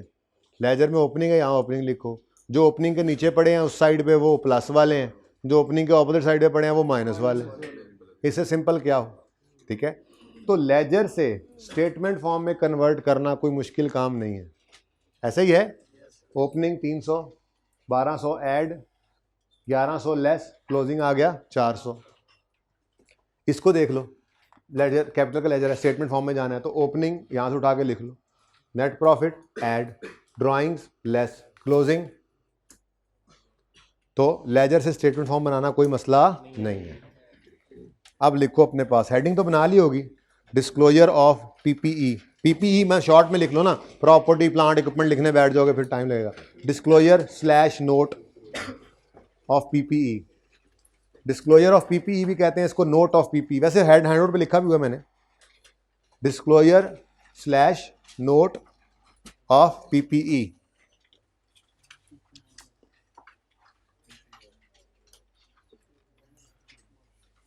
अब एक सुनहरी लाइन लिखें, लिखें नोट तो कुछ भी नहीं है,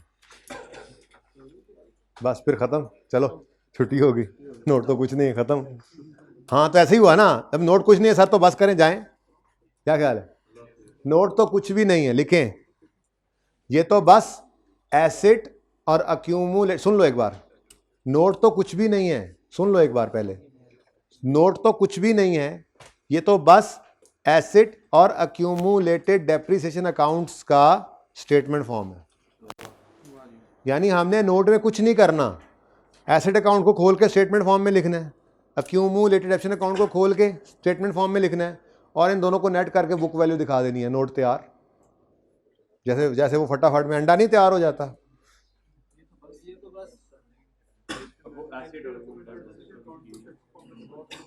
नोट तो कुछ भी नहीं, ये तो बस एसेट और अक्यूमुलेटेड डेप्रिसिएशन के लेजर्स की स्टेटमेंट फॉर्म में प्रेजेंटेशन का नाम है।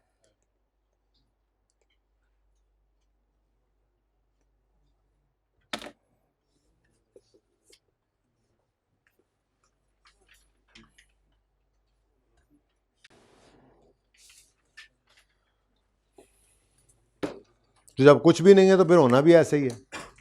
आज पियानो इसलिए डिस्कस नहीं किया, इतनी देर में हो जाना था, पर बेसिक ये बना के कल एग्जाम लेवल का सवाल करना है ना। जब बेसिक भी पहले दिन हो तो फिर एग्जाम लेवल का कल, तो वो फिर ज़रा लोड ज़्यादा पड़ जाता है, ठीक है ना। चलें, क्वेश्चन है आपके सामने, बेसिकली ना ये क्वेश्चन नहीं है, ये एक सोल्यूशन है। हुआ क्या मैं आपको बताता हूँ, तारीख के झरोकों के अंदर झांक के कि जब मैं ज़िंदगी में पहली बार नोट का सवाल करवा रहा था, जब गालिबन FAR 1 में शुरू में आया था, मैं तब FAR 2 नहीं पढ़ाता था, ये 4 साल की बात होगी। ऐसे ही बच्चों से कहा ज़रा किताब दिखाएं, ऐसे ही मैंने किताब खोली और FAR 1 के अंदर ही इसी चैप्टर के अंदर ही एक सोल्यूशन ओपन किया, और सोल्यूशन ओपन करके फलां पेज पे आए जी, ये लेजर्स पढ़े हैं, इनको स्टेटमेंट फॉर्म में कन्वर्ट करें, आपका नोट बन जाएगा, आओ चलो। यानी पूरा सवाल तो अलग करना है, पर्चे में तो पूरा सवाल आता है, कल से वही देखेंगे, एडिशन, डिस्पोजल, एक्सचेंज, सारा कुछ उसमें देखेंगे कैसे करना है और नोट में जाना है। लेकिन सिर्फ नोट बनाने को पहले एक सिंपल आंसर से सीखा हमने, फिर मैंने वो वाला आंसर निकाल के हैंडआउट्स का हिस्सा बना दिया था, अब यहीं से सीख लेते हैं, बच्चे आसानी महसूस करते हैं इसमें, ठीक है, बहुत आसान, बहुत आसान।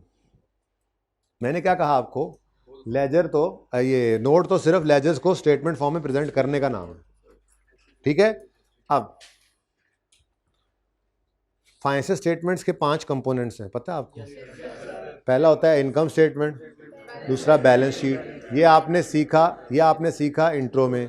तीसरा होता है statement of changes in equity और स्टेटमेंट ऑफ कैश फ्लोज, ये यहाँ पे FAR 1 में सीखेंगे आप। और पांचवा होता है notes to the financial statements.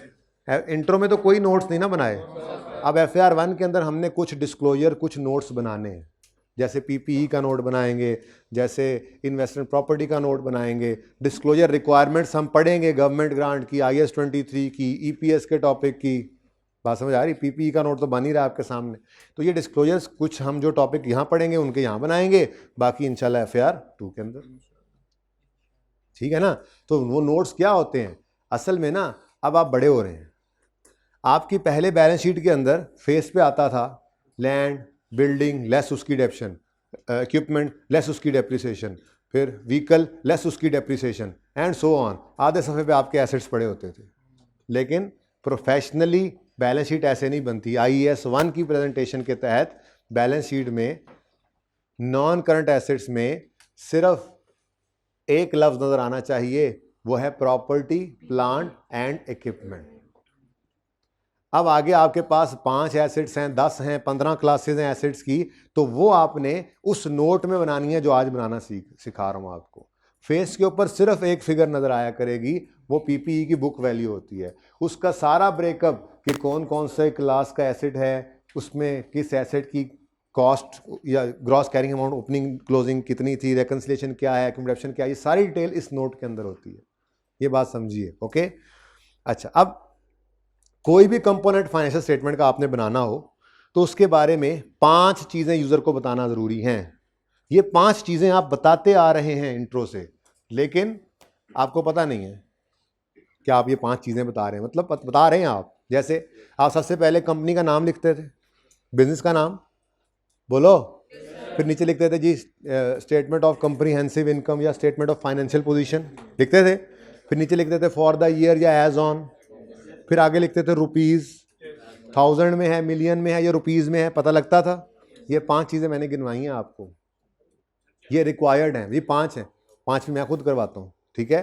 Number 1 reporting entity का नाम, नंबर 2 रिपोर्ट का नाम क्या बना रहे हैं, नंबर 3 रिपोर्टिंग पीरियड किस अरसे की, नंबर 4 रिपोर्टिंग करेंसी रुपीज है dollar, number 5 level of rounding off, फिर रुपीज में ही है, 1000 में ही है, मिलियन में है, ये 5वीं चीज़ है।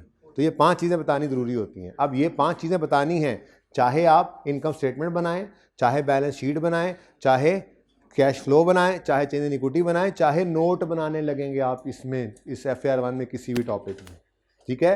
तो सबसे पहली चीज़, लिमिटेशन ये है कि ये एक सोल्यूशन है, नहीं पता एसेट कितने का खरीदा था, कौन सी कंपनी का नाम है, क्या डेप्शन मेथड था, क्या रेट था, बस मैंने तो डाटा सिर्फ पुट करना सिखाना है ना, आज पहला दिन है, कल फुल फ्लैश सवाल तो कल करेंगे जो परिचय में आता है। आज सिर्फ नोट की शक्ल, नोट का फॉर्मेट, इसको टैकल कैसे करना है वो जरा बुनियाद डाल रहे हैं, ओके। अच्छा, तो मैंने क्या कहा आपसे, क्या कहा मैंने आपसे थोड़ी देर पहले उधर, 5 चीज़ें, ठीक है।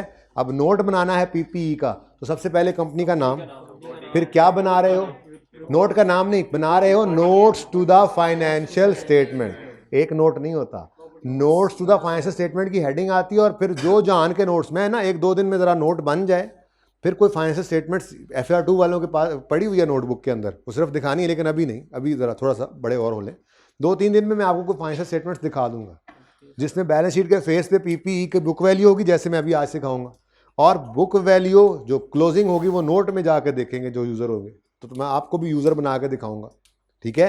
तो अब नोट्स के अंदर बेतहाशा हर चीज़ का ब्रेकअप, डिटेल्स वगैरह वो नोट्स में होती हैं, फेस के ऊपर इनकम स्टेटमेंट बैलेंस शीट के सिर्फ एक फिगर आती है, वहाँ ज़्यादा रश नहीं लगाना होता। हमारी कोशिश ये होती है कि प्रॉफिट एंड लॉस एक सफ़े पे आए, चाहे 10,000 किस्म के एक्सपेंसेस हैं वो आगे नोट्स में जाके बताएं, ठीक है। बैलेंस शीट मैक्सिमम 2 सफ़ों पे आए, एक सफ़ों पे एसेट, एक सफ़ों पे इक्विटी लायबिलिटीज़, ज़्यादा ना फैली हुई हो, ताकि यूज़र देख सके, फ़ौरन डिसीजन मेकिंग करने के लिए आसान, ठीक है ना। बाकी चीज़ें नोट्स में। अच्छा, अब तो फिर हम क्या बनाने लगे हैं, notes to the financial statements, और ये बना करते हैं, इनके साथ लिखा करते हैं फॉर द ईयर, जैसे इनकम स्टेटमेंट के साथ लिखते थे, बैलेंस शीट के साथ सिर्फ एज ऑन लिखते हैं, बाकी सब चीज़ों के साथ फॉर द ईयर होता है, ठीक है। तो फॉर द ईयर एंडेड जो होगा, इसमें मेरे ख्याल में 31 दिसंबर 9 बन रहा है, ठीक है। और 3 होगी चीज़ें, दूसरा रुपीज़, तीसरा चलो 1000 में कर लेंगे तो राउंडिंग ऑफ भी नज़र आ जाएगी। तो ये 5 चीज़ें हमने बतानी हैं, ये 5 चीज़ें हमने बता दी।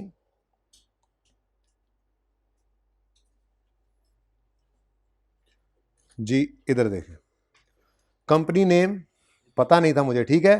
फिर अभी साथ साथ नोट ना करें, वैसे जहन अगर बनाना भी है साथ साथ तो ये देख लें कि 3 कॉलम्स आने, मैंने इसीलिए मिटाए नहीं है, ताकि साथ नोट करने वाले जो होते हैं ना, वो फिर अक्सर ये होता है कि एक चीज़ में बना रहा हूँ वो एंड पे करके लिख लेंगे, फिर मैं जब अगली चीज़ बनाऊंगा तो कहेंगे सर सर सर, ऐसी आवाज़ें आ रही होती हैं।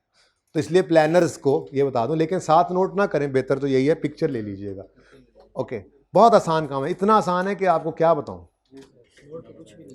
हाँ सर, सैयद वाला नोट जी, नोट्स कंपनी नेम जो भी होगा सवाल में, फिर notes to the financial statements, फिर फॉर द ईयर एंडेड 31 दिसंबर 9, इसके बाद और वो ऊपर लिख दिया मैंने, रुपीज इन 1000 करना है, ठीक है ना, एक ही बार लिख दिया, ये काम सफिशिएंट होता है, बार बार क्यों लिखे, ठीक है, ओके। अच्छा, अब ये 5 चीजें आ गई भाई, 5 गिनवाई है मैंने, 5 5, 1 2 3 4 5।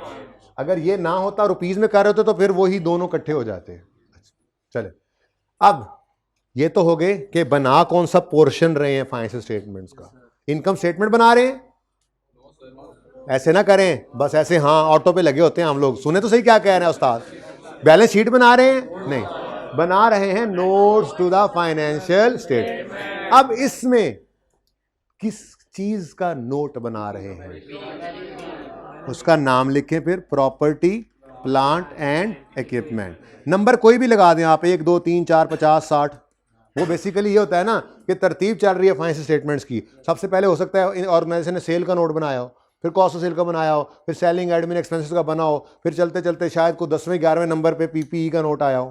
तो आप जो मर्जी नंबर, मैंने अभी थोड़ी देर पहले पिछली क्लास में नंबर 6 लगाया हुआ था, आपकी क्लास में आपके लिए नंबर 12 लो, ऐसे ही, ठीक है, सही है। कोई नंबर भी लिख सकते हो, कहने का मकसद ये है, आई कैप नॉर्मली एक ही लिख देता है, ठीक है, नंबर 1 बस, लेकिन नंबर लिख लो क्योंकि आगे सब नोट्स पढ़ते हैं ना, फिर 12.1 12.2 इस तरह करके हमने करना होता है, ओके। अच्छा, नाम क्या है जी, इस नोट का नाम है प्रॉपर्टी प्लांट एंड इक्विपमेंट।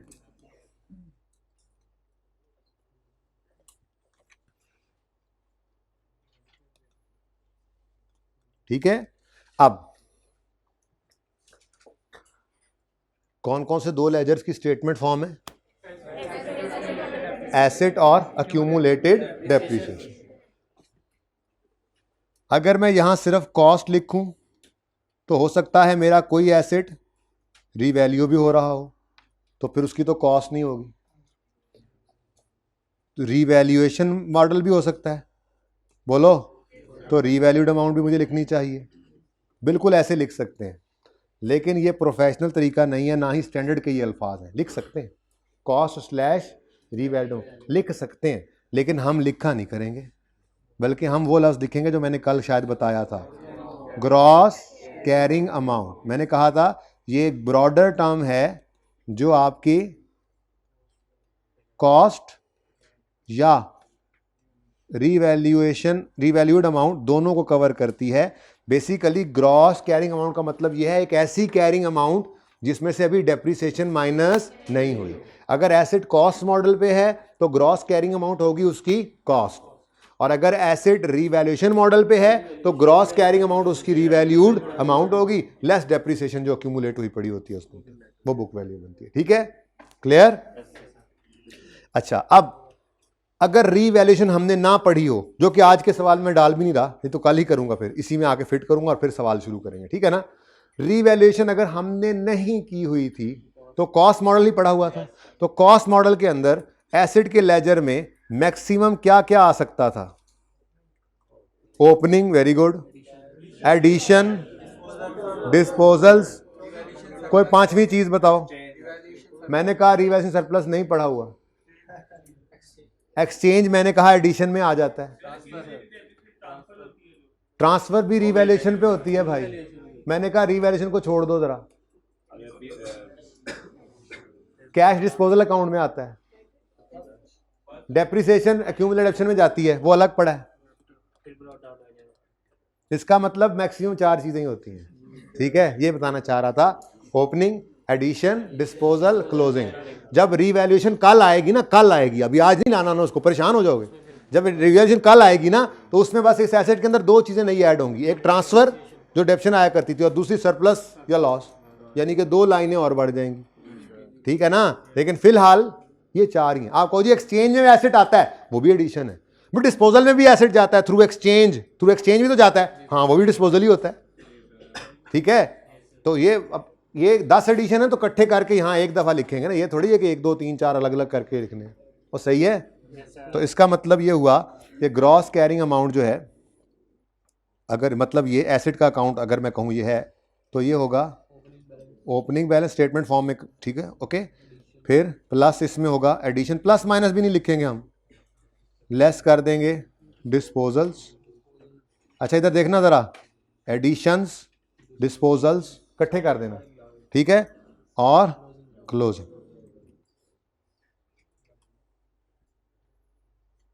अगली बात, दूसरी चीज मैंने क्या कहा, कौन सा लेजर स्टेटमेंट फॉर्म में कन्वर्ट करना है यहां,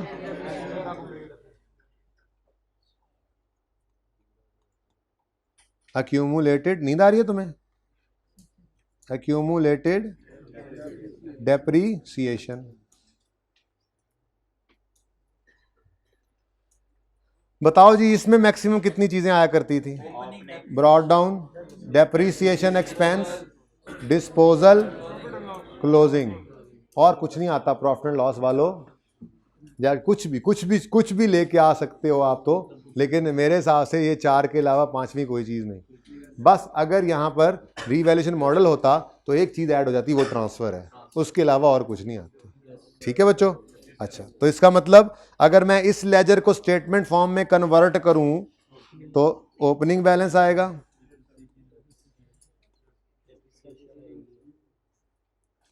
फिर जी depreciation expense for the year आएगा, इसको सिर्फ डेप्रीसिएशन लिख लिया करते हैं हम, काफ़ी है ये। उसके बाद डिस्पोजल की डेप्रीसिएशन निकला करती थी, वो यहाँ पे आ जाएगी। भाई प्लस माइनस का साइन लगाना चाहो बिल्कुल लगाओ, मैं तो वो भी वक्त बचा रहा हूँ। एडिशन ने ऐड होना है, पॉजिटिव साइन से आ रहा होगा, डिस्पोजल लेस होना है, नेगेटिव साइन से आ जाएगा, मसला क्या है, ठीक है जी। डिस्पोजल के बाद जिंदगी को आसान रखें, क्लोजिंग अपनी भी दूसरों की भी आसानियां पैदा करें। अच्छा, अब वो अगली बात जो मैं कह रहा था, एक याद है आपकी बुनियाद में एक बात डाली थी कि एक क्लास ऑफ एसिड के लिए एक लेजर बनाना, 2 क्लासेस को इकट्ठा ना करना। नोट में भी यही रूल लगेगा, एक क्लास के लिए एक कॉलम। लैंड एंड बिल्डिंग अक्सर इकट्ठे भी हो जाते हैं, अलग भी हो सकते हैं, ठीक है। बात करनी कर लो, फिर हम दोबारा बाद में, दिल तो कर ही रहा है तुम्हारा काफी देर से। कर माइक दूं, माइक भी दे दूं,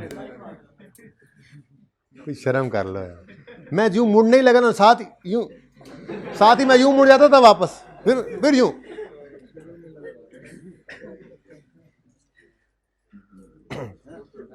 बाजू जरा दर्द कर जी, क्या कह रहा था मैं, हाँ मैंने ये कहा था कि एक क्लास के लिए एक लेजर, यहां पे भी उसी तरह से एक क्लास के लिए एक कॉलम। लैंड एंड बिल्डिंग इकट्ठा हो सकता है, लेकिन लैंड, बिल्डिंग, प्लांट, मशीनरी इकट्ठा कर देते हैं, इक्विपमेंट इकट्ठा, फर्नीचर, व्हीकल, इस तरह से कंप्यूटर, इस तरह से डिफरेंट क्लासेस, जितनी क्लासेस हों उतने कॉलम्स बनेंगे। मेरा ये सवाल है जी, ओहो इस पे तो होमवर्क लिखा हुआ, मेरा ये सवाल है, ये देखो इसके ऊपर तो पेंडिंग भी लिखा हुआ है, पियानो। तो मेरा ये सवाल है कि अगर यही मेरा सवाल है, यानी यही मेरा बिजनेस है, बाकी तो डाटा है नहीं, 2 ही एसेट्स हैं, कौन कौन से, प्लांट मशीनरी और व्हीकल, तो इन दोनों का एक एक कॉलम बन जाएगा ऐसे करके। प्लांट एंड मशीनरी, प्लांट मैंने जरा ऐसे लिख लिया था पिछली क्लास में, मैंने कहा जरा तस्वीर बनाते हुए आसानी रहेगी ना, शॉर्ट रखें इसको, तो प्लांट एंड मैखाई नरी, और दूसरा व्हीकल्स, ठीक है जी। अब व्हीकल अकाउंट है तो व्हीकल कर दो, सिर्फ व्हीकल्स लिख दो बस, ठीक है। अच्छा, अब ये देखो भाई, ओपनिंग है 500, ये दोनों एडिशन है, दोनों को ऐड करके लिखोगे 210 एडिशंस में, ये डिस्पोजल माइनस और आंसर क्लोजिंग निकल आएगा बैलेंस। लेजर तो हम नहीं बनाया करेंगे, लेकिन अभी तो लेजर से बना रहे हैं पहली दफा। ओपनिंग बताओ, एडिशन, डिस्पोजल 190।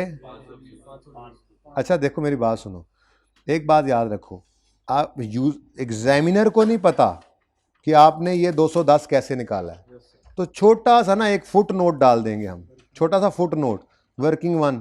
फुट नोट कहाँ डालेंगे, अलग से फुट में अलग से करके यहाँ पे, ठीक है जी। यहाँ पे मैंने डाला जी नंबर 1 फुट नोट। क्या 2 चीज़ें ऐड की थी, 120 प्लस कितना था, प्लस 90, बस और कुछ नहीं लिखना, ये टोटल भी खुद कर लेगा वो। ये तुम्हें बताऊंगा क्लास के बाद, आना मेरे, आना जरा फैकल्टी रूम में जी। देखें ये भाई इधर देख प्लीज यार, ये देखें क्या लिखा है हमने 1, नीचे क्या लिखा हुआ है 1, दैट्स इट, इनफ। इसको फुट नोट कहते हैं। अच्छा बेटा चुप चुप कर जाओ, क्लोजिंग बता दो 520, ठीक हो गया। चलो नेक्स्ट है जी अक्यूमुलेटेड डेप्रिसिएशन का लेजर। इसमें ओपनिंग है 170, डेप्शन है 44, 30 डिस्पोजल, क्लोजिंग बैलेंसिंग आ गया। बताओ जी, मुश्किल काम है ना बहुत। 170 ना शुक्री ना किया करो, 30 पॉइंट अपने पास रखो, 30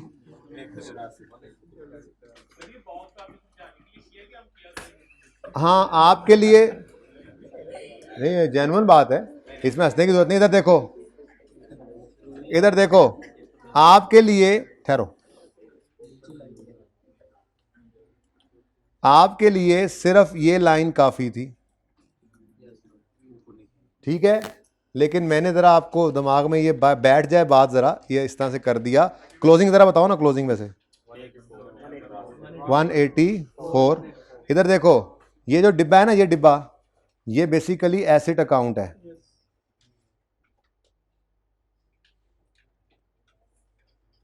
स्टेटमेंट फॉर्म में, और ये डिब्बा जो है ये अक्यूमुलेटेड डेप्रिसिएशन, ठीक है। अच्छा अब अगली बात, एसेट की कॉस्ट यानी ग्रॉस कैरिंग अमाउंट में से अगर अक्यूमुलेटेड एप्शन माइनस कर दें तो क्या आता है, बस ये याद रखना है आपने, इस पे पहले माइनस नहीं लगाना, पहले इस डिब्बे का टोटल करना है, यानी अक्यूमुलेटेड एप्शन का क्लोजिंग पहले निकाल लिया, इसकी चीज़ें प्लस माइनस करके, अब ये क्लोजिंग निकल आया, अब ये भी क्लोजिंग है, ये भी क्लोजिंग है, इन दोनों को नेट करें तो 3, ये 336 क्या है, बुक वैल्यू है ऑफ प्लांट एंड मशीनरी। अच्छा अब 3 बातें ना और भी बतानी है, 3 बातें आपने और भी बतानी है, छोटी छोटी बड़ी आसान फहम, आपको पता है। सबसे पहले आपने बताना है कि हमने इसको कौन से मॉडल पे रखा हुआ है, इसको कहते हैं मेजरमेंट बेसिस। कॉस्ट मॉडल है तो कॉस्ट, कल सवालों में रीवैल्यूएशन मॉडल आएगा तो जिस कॉलम जिस क्लास को रीवैल्यू किया होगा उसके नीचे रीवैल्यूएशन लिख देंगे। फिर आप यहाँ पे इनको बताओगे जी डेप्रीसिएशन मेथड। अब सवाल में इसमें आपको क्यों नहीं पता, ये जवाब है ना, इसलिए तो ऐसे ही हम अज्यूम कर लेते हैं, सवाल में तो गिवन होगा ना 10 स्ट्रेट लाइन 10% भी लिख लेते हैं। चलो जी 10%। अगला काम है डेप्रीसिएशन रेट। डेप्रीसिएशन रेट भी बता सकते हैं, चाहे तो लाइफ भी बता सकते हैं, जो यूज़ की है, जो चीज़ यूज़ की है डेप्शन में जो बता सकते हो। भाई ने बोला 10 ईयर्स, भाई ने बोला तो बस फिर तो अब तो लिखना पड़ेगा जी। फुट नोट नोट का पार्ट नहीं है, अभी मेरा नोट पूरा नहीं हुआ इसलिए ना तस्वीर खींचो जी। Measurement basis cost model, 2 models है ना, रिवैल्यूएशन तो यूज नहीं हुआ यहाँ पे, तो लिखेंगे बताएंगे कॉस्ट मॉडल है, जहाँ रिवैल्यूएशन यूज करेंगे कल बताएंगे फिर रिवैल्यूएशन मॉडल यूज हुआ है इस एसेट में, ये हम कहेंगे प्लांट मशीनरी में कॉस्ट मॉडल यूज हुआ है। ओके अच्छा जी नेक्स्ट भी कर लो जल्दी से, व्हीकल अब तो आसान है, नहीं खुद नहीं, ये पूरा एक करने दो, अगला खुद ही करना है, मशवरा नहीं मांगा। 900 ओपनिंग, एडिशन कोई नहीं है, डिस्पोजल 40 और क्लोजिंग, भाई बारी बारी, ओपनिंग एडिशन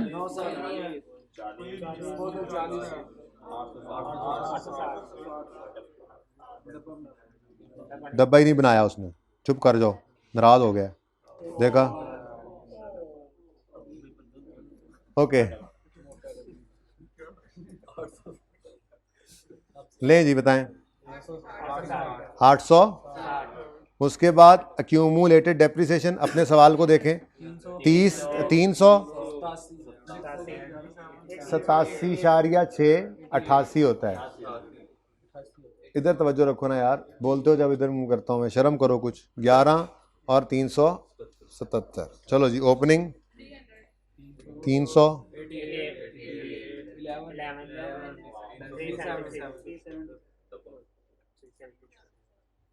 3, अब जब ये लिख लिया, अब 860 में से इसको माइनस करो और बुक वैल्यू 400।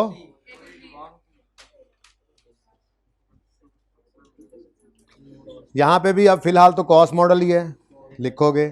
अज्यूम करते हैं इसमें रिड्यूसिंग बैलेंस मेथड यूज हुआ, 25% हुआ, यहाँ 10% हुआ, ठीक है। जो सवाल में यूज होगा डिटेल लिखी होगी वही लिख दोगे, अभी नहीं। टोटल का भी एक कॉलम बनेगा, जल्दी से बताओ।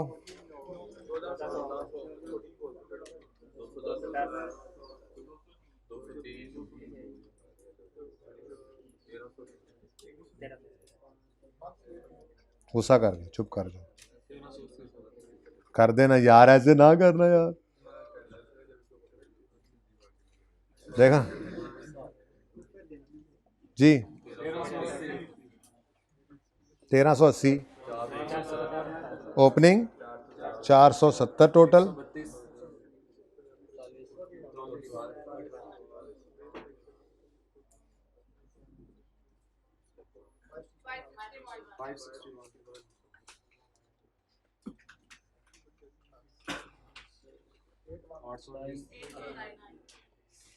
अच्छा अभी तो देखो भाई सबकी तवज्जो, जब यूजर फाइनेंशियल स्टेटमेंट पे लैंड करेगा, इनकम स्टेटमेंट के आगे बैलेंस शीट पे जाएगा, बैलेंस शीट में उसको नजर आएंगे नॉन करंट एसेट्स की हेडिंग नजर आएगी, और नॉन करंट एसेट्स की हेडिंग में के नीचे उसको लिखा हुआ मिलेगा प्रॉपर्टी प्लांट एंड इक्विपमेंट।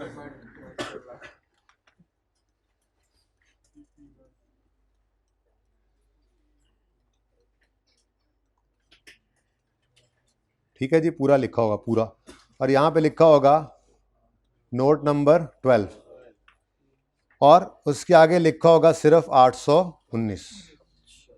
अब यूजर इस 819 को देखेगा और चाहेगा कि यार मुझे बताओ ना क्या क्या पड़ा है पीपीई में, साल के शुरू में कितना था, एंड पे कितना है, क्या मूवमेंट आई, जरा बताओ। तो हम कहेंगे जाके नोट नंबर 12 देखो।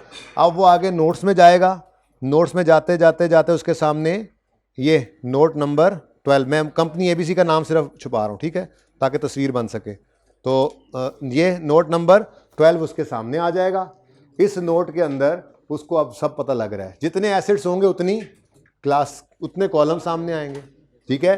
हर एक की डिटेल, ब्रेकअप्स, ओपनिंग, क्लोजिंग, ये सारा कुछ स्टैंडर्ड ने रिक्वायर किया हुआ है, ये हम बताएंगे। और ये 819 उसका मैच कर रहा होगा बैलेंस शीट वाले 819 से।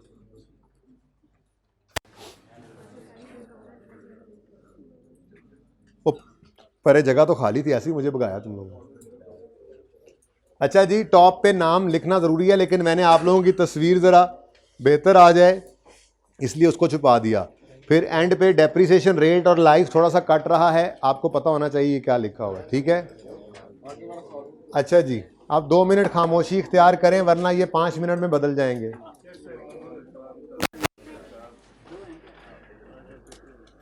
नहीं कर लो तुम बात, जो पीछे मुड़ के देख रहा है वो भी, और जिससे अगला था वो भी।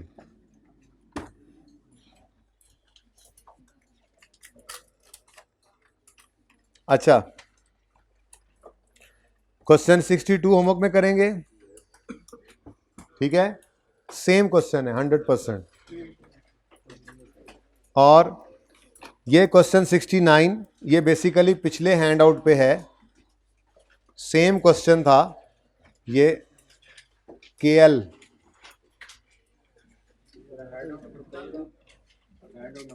हैंड आउट पिछला कल वाला।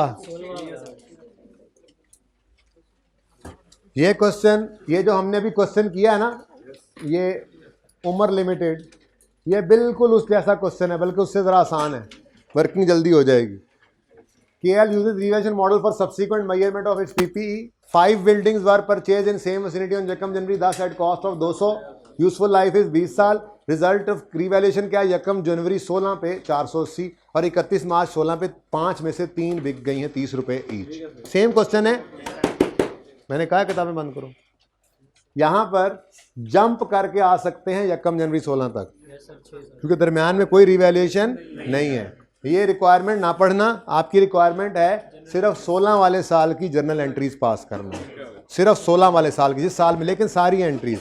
अगली बात, पियानो वाले सवाल में कोई मसला ऐसे ज़रा फटाफट पूछने वाला है तो पूछ लो जाते जाते, वैसे ट्राई तो आपने दोबारा करना ही है। कितने बच्चों ने इसे ट्राई किया था? चलें बाकी भी कर लीजिएगा, फिर इंशाल्लाह कल करते हैं। अल्लाह हाफिज़।